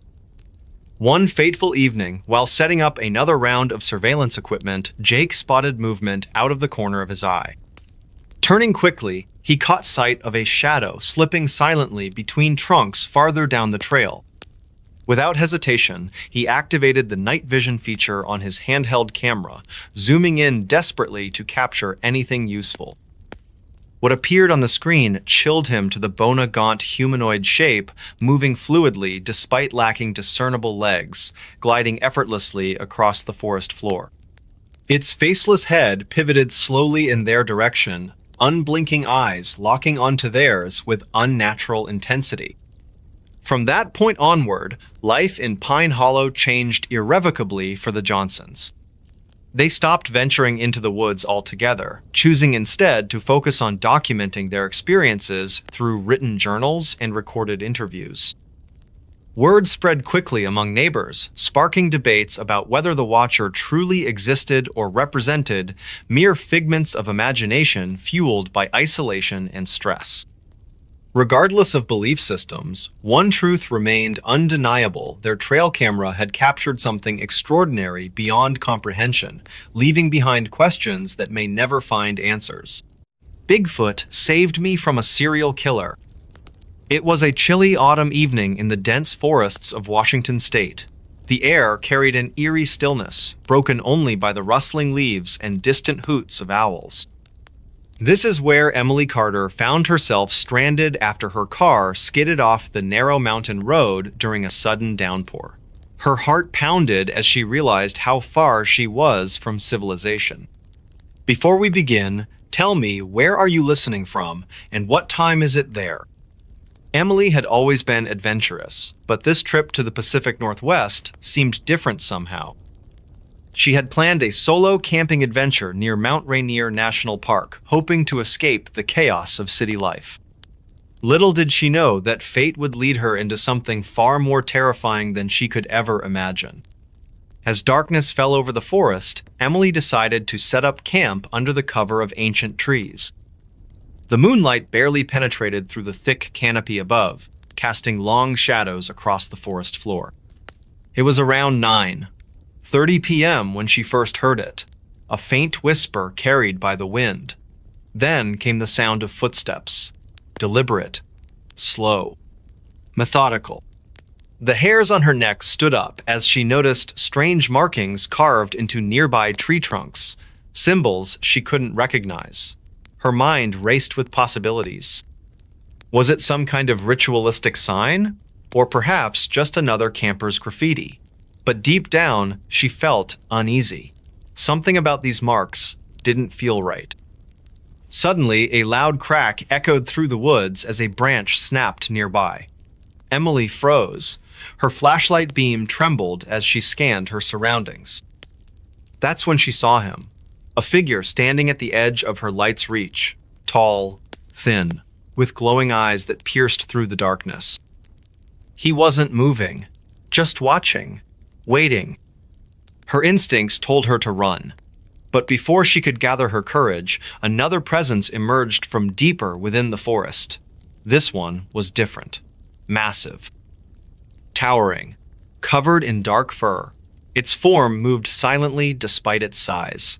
Emily's breath caught in her throat as both figures locked eyes. For what felt like eternity, they simply stared at each other. Then it happened. The thin man lunged toward her. In that split second, everything changed. The large creature reacted faster than she thought possible. With a single powerful motion, it intercepted the attacker. What followed was a chaotic struggle between the two beings. Growls, snarls, and the chilling sound of bones breaking. Emily watched in disbelief as the mysterious beast fought fiercely to protect her. Though terrified, she couldn't help but notice how intelligent its movements were. Not animalistic, almost human-like. After what seemed like hours, but was likely mere minutes, the fight ended abruptly. The attacker lay motionless on the ground while the protector stood guard over Emily. Gathering her wits, she slowly approached the creature. To her astonishment, it allowed her close proximity. Without speaking, there was an understanding between them. A silent agreement that she wouldn't harm him if he kept her safe. They spent the night together under the watchful eyes of countless stars. The atmosphere shifted from fear to cautious gratitude. As dawn broke, the forest transformed dramatically. Golden sunlight filtered through the trees, chasing away the previous night's horrors. Emily knew she needed to leave. But so did her savior. Before parting ways, they shared one final moment of connection, an unspoken promise never to forget this encounter. Back in Seattle, days later, Emily tried returning to normal life. Yet something gnawed at her thoughts constantly. Who or what exactly saved her life that fateful night? And why did those symbols appear specifically around her campsite? Determined to find answers, she began researching local legends. Stories of Bigfoot sightings became increasingly familiar. Could her protector truly be one of these elusive creatures? But there was more, much more. As she dug deeper, disturbing patterns emerged regarding missing persons cases throughout the region. Each victim disappeared near similar symbol-marked areas. Coincidence? Or evidence of something darker lurking in the shadows? Haunted by questions without answers, Emily vowed to uncover the truth, even if doing so meant risking another encounter with either her savior or its deadly adversary. Because now she understood, some things aren't meant to remain hidden forever, and sometimes salvation comes from places we least expect. Bigfoot's footprints led to an unmarked grave. The dense forest of Oregon's Cascade Range was quiet that evening, the kind of silence that felt heavy and unnatural. The sun had dipped below the horizon hours ago, leaving only a faint glow on the western edge of the sky. It was an ordinary night for most people in the small town of Timber Ridge, but not for John Carter, a local hiker who often ventured into the woods alone. He loved the solitude, the peace, and the chance to escape from the chaos of modern life. Little did he know that this particular journey would lead him down a path no one could have predicted. John set out at dusk, his flashlight cutting through the darkness as he followed a narrow trail that snaked its way through towering pines and ancient oaks. The air was cool, carrying with it the earthy scent of damp leaves and moss. His boots crunched softly against the ground, each step deliberate and measured. As he walked deeper into the forest, something unusual caught his eye: a series of large footprints pressed deeply into the soft soil. They were far too big to belong to any known animal or human. Unless, of course, they belonged to Bigfoot. He paused, his heart quickening slightly. This must be some prank, he muttered to himself, though deep down he couldn't shake the feeling that these tracks were real. The prints continued further along the trail, leading him farther away from the safety of the main path. Despite the growing unease in his chest, curiosity got the better of him. He decided to follow them, telling himself he'd turn back if anything seemed truly wrong. As John followed the mysterious footprints, the forest grew darker and more oppressive. The trees seemed to lean inward, their branches forming a canopy overhead that blocked out what little moonlight there was. The temperature dropped noticeably, and a chill ran down his spine. Somewhere in the distance, an owl hooted eerily, its call echoing through the stillness. He stopped momentarily to check his compass, ensuring he hadn't wandered off course. Everything appeared normal except those enormous footprints ahead of him. After about 30 minutes of walking, the trail abruptly ended at the base of a massive redwood tree. There, surrounded by ferns and fallen logs, lay something that made John freeze, a makeshift cross carved into the bark of the tree. It looked old, weathered by time and exposure to the elements. Beneath it, written in faded letters, were the words, "Rest in peace." "What is this?" John whispered, his voice trembling slightly. A strange sensation crept over him, like being watched. He glanced around nervously, shining his flashlight into the shadows, but saw nothing. Still, the hairs on the back of his neck stood on end. Something wasn't right here. Then he noticed another detail: the footprints didn't stop at the tree. Instead, they circled around it before disappearing entirely. Confused and increasingly uneasy, John crouched down to examine the area more closely. That's when he found I-10 unmarked grave hidden beneath layers of dirt and pine needles. His stomach churned as he realized the significance of what he'd stumbled upon. Why was there a grave so deep in the woods? And why had no one ever mentioned it?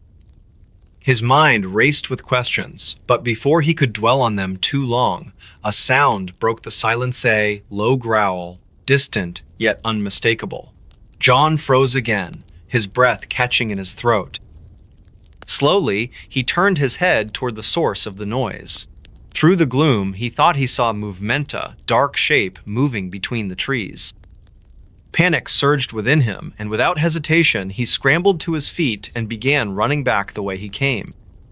The forest seemed alive now, every rustle of leaves and snap of twigs magnified tenfold. John's flashlight beam darted wildly as he pushed himself faster, adrenaline fueling his escape.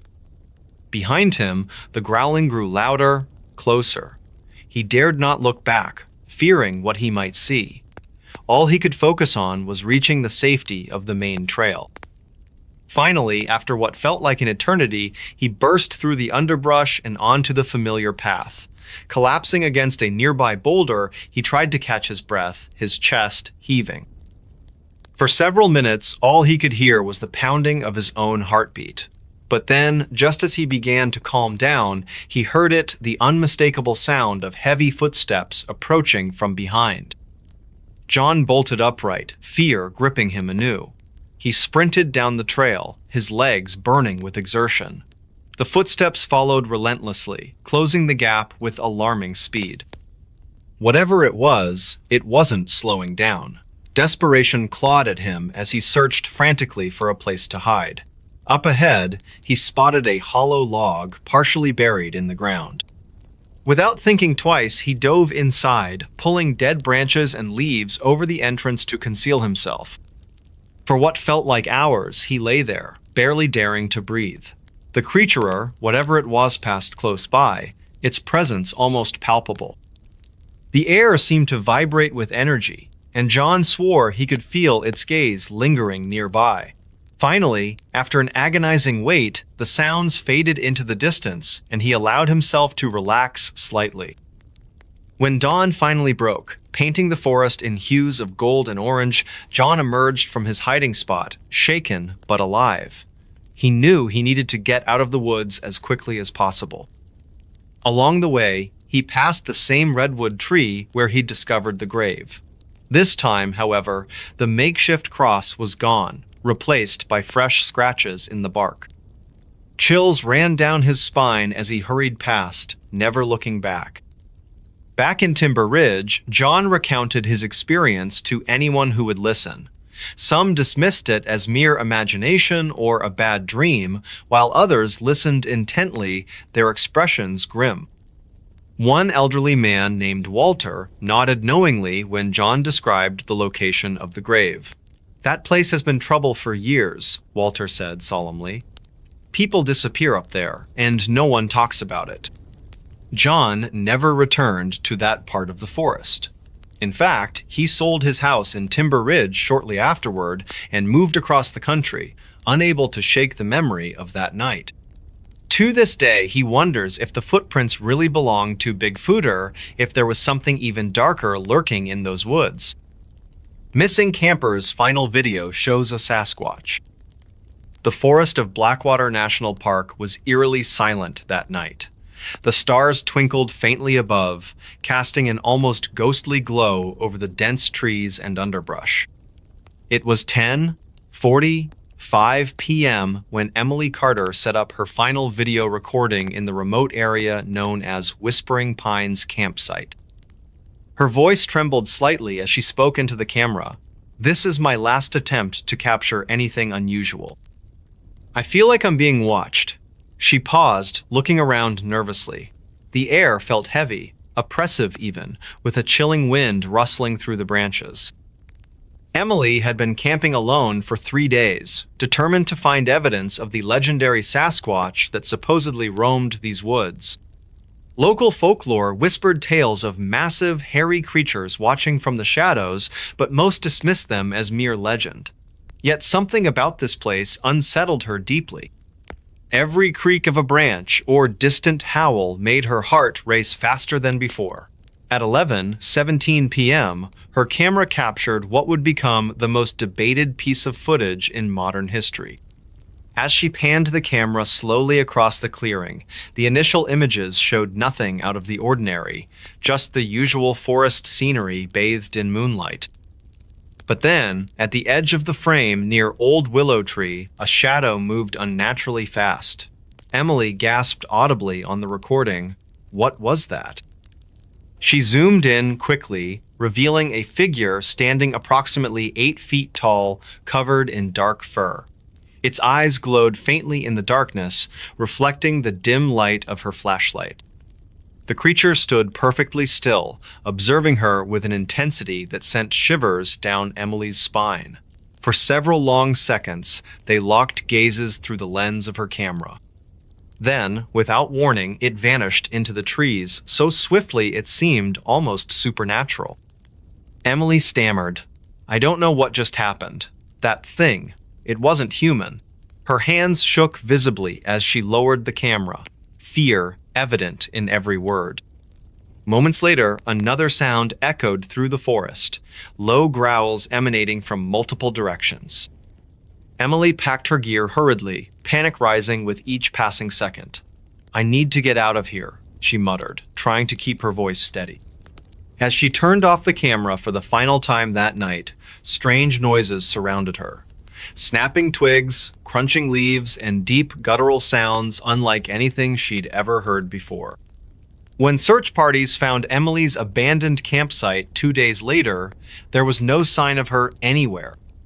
All they discovered was the damaged remains of her tent, scattered belongings, and the chilling video footage she'd recorded. Investigators noted peculiar tracks leading away from the site, much larger than any known animal species, but dismissed them officially as bear prints despite their unusual pattern. Back in town, locals exchanged uneasy glances upon hearing the news. Many remembered similar disappearances throughout the decades, always occurring during full moons near Whispering Pines. Some spoke of seeing towering figures moving silently between the trees late at night, while others claimed to have heard haunting screams coming from deep within the forest. These stories were often met with skepticism, yet now they carried new weight after Emily's disappearance. Months passed, and theories abounded regarding her fate. Cryptozoologists analyzed the video frame by frame, debating whether the creature caught on film could indeed be evidence of Sasquatch existence. Skeptics argued it was merely a well-placed costume or optical illusion caused by lighting conditions. However, none could explain the sheer terror etched onto Emily's face as she confronted whatever lurked in those woods. 1 year later, hikers stumbled upon something disturbing deep within Blackwater National Park. Remnants of clothing believed to belong to Emily, partially buried beneath fallen leaves and moss. Nearby, more mysterious footprints dotted the soft earth, some nearly twice the size of normal human steps. Authorities sealed off the area indefinitely, citing safety concerns for future visitors venturing too far off designated trails. Today, the story of Emily Carter serves as both cautionary tale and enduring mystery among outdoor enthusiasts nationwide. Those brave enough to visit Whispering Pines campsite report eerie sensations, feelings of being watched, unexplained noises, and sometimes glimpses of fleeting movement just beyond reach of sight. Rangers warn against overnight stays in the vicinity due to numerous reports of unsettling encounters since Emily's vanishing act.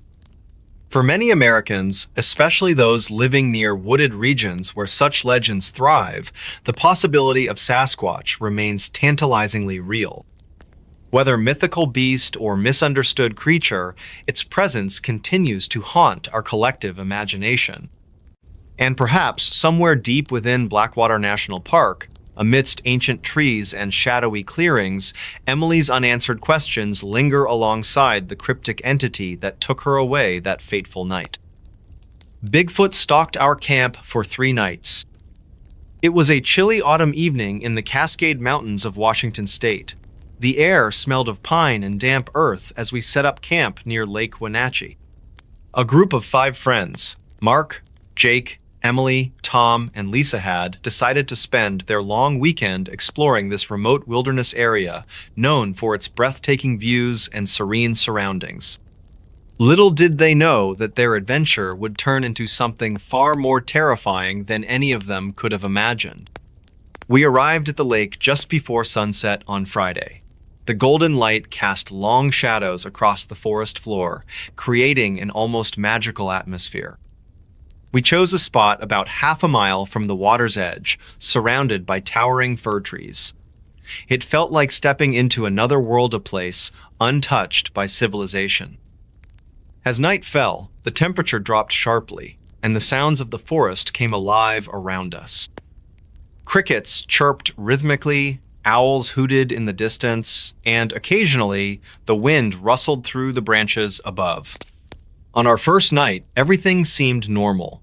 We gathered around the campfire, sharing stories and laughing under the starlit sky.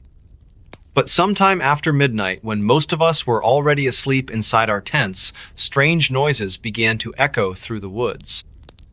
At first, it sounded like branches snapping far off in the distance. Then came deeper thuds, as if something heavy was walking nearby. Mark woke up startled and whispered loudly enough to wake everyone else. "Did you hear that?" Everyone sat bolt upright, hearts pounding. We unzipped one side of the tent cautiously and peered outside. The moonlight illuminated patches of the forest, but nothing moved within sight. Still, the unsettling feeling lingered. For the rest of the night, none of us slept soundly. Every creak or groan of the trees made us jump. By dawn, we convinced ourselves it must have been bears or other wildlife roaming the area. Saturday passed without incident during daylight hours. We spent the day hiking along trails near the lake, marveling at the vibrant colors of fall leaves blanketing the ground. Yet as dusk approached, the tension returned. That evening, while preparing dinner over the fire, we noticed unusual tracks in the soft soil near the edge of our campsite. They weren't bear prints nor deer hooves. These were enormous footprints, nearly twice the size of a human's, with distinct toe marks. Our laughter faded instantly, replaced by uneasy silence. As darkness enveloped the forest once again, the eerie sounds resumed. This time, however, they were closer, much closer. Branches cracked right outside our tents. Leaves crunched beneath unseen feet. Heavy breathing echoed faintly through the stillness. Panic bubbled up among us. No one dared step out of their tent. Instead, we stayed huddled together, clutching flashlights and whatever makeshift weapons we could find. Each noise sent shivers down our spines. The second night stretched endlessly. Sleep eluded us entirely as we listened intently to every movement outside. Around 3 a.m., a loud crash shook the entire camp. Something had knocked over one of our chairs near the fire pit. Then came a guttural growl, not angry, but rather curious and low-pitched. It sent chills racing up my spine. My hands trembled, holding the flashlight beam steady toward the source of the sound. Nothing showed up in the narrow circle of light. By Sunday morning, exhaustion weighed heavily on all of us. We debated whether to leave immediately or stay put until dark. Reluctantly, we agreed to pack up quickly and head back to civilization. However, fate had other plans. During breakfast preparation, another round of mysterious noises started. Only now, these weren't random. They followed a pattern. Whoever or whatever was out there circled our camp methodically, pausing periodically as though observing us. At this point, fear gripped us tightly. Communication between us became strained, short sentences filled with urgency. "What do we do?" "Stay calm," someone replied, though their voice quivered noticeably. Time slowed down as each second brought new anxiety. Finally, mid-afternoon, we managed to dismantle our gear and load everything onto backpacks. Before departing, we scanned the dense foliage surrounding us one last time. There, hidden partially behind a tree trunk, stood a shadowy figure watching silently. Too tall to be human, covered in thick fur, eyes glowing faintly in reflection of sunlight filtering through canopy. Without hesitation, we fled down the trail as fast as possible. Adrenaline fueled our steps despite fatigue setting in. Looking back confirmed the creature maintained a safe distance behind us, matching our pace effortlessly. Hours later, upon reaching safety at Ranger Station miles away, relief washed over us, mixed with disbelief. Rangers listened patiently to our tale, nodding sympathetically. Some believed us, others didn't. Regardless, those 3 nights remain etched forever in our Memorician encounter no amount of rationalization can erase. Mysterious lights over campsite, then she vanished. It was a crisp autumn evening in the heart of Colorado's Rocky Mountains. The sun had dipped below the jagged peaks, painting the sky with hues of orange and purple. A young woman named Emily sat by her campfire at Willow Creek Campground, enjoying the serenity that only nature could provide. Her tent was pitched just a few feet away, its nylon walls glowing faintly from the firelight. The air was cool, carrying the earthy scent of pine needles and damp soil. Emily had always loved camping. It was her escape from the bustling city life of Denver, where she worked as a graphic designer. She arrived earlier that day, setting up her gear under the watchful gaze of towering evergreens. As night fell, the stars began to appear, their brilliance undiminished by city lights. It was one of those nights when the universe seemed closer, more tangible. Around 8:45 p.m., as Emily sipped her hot cocoa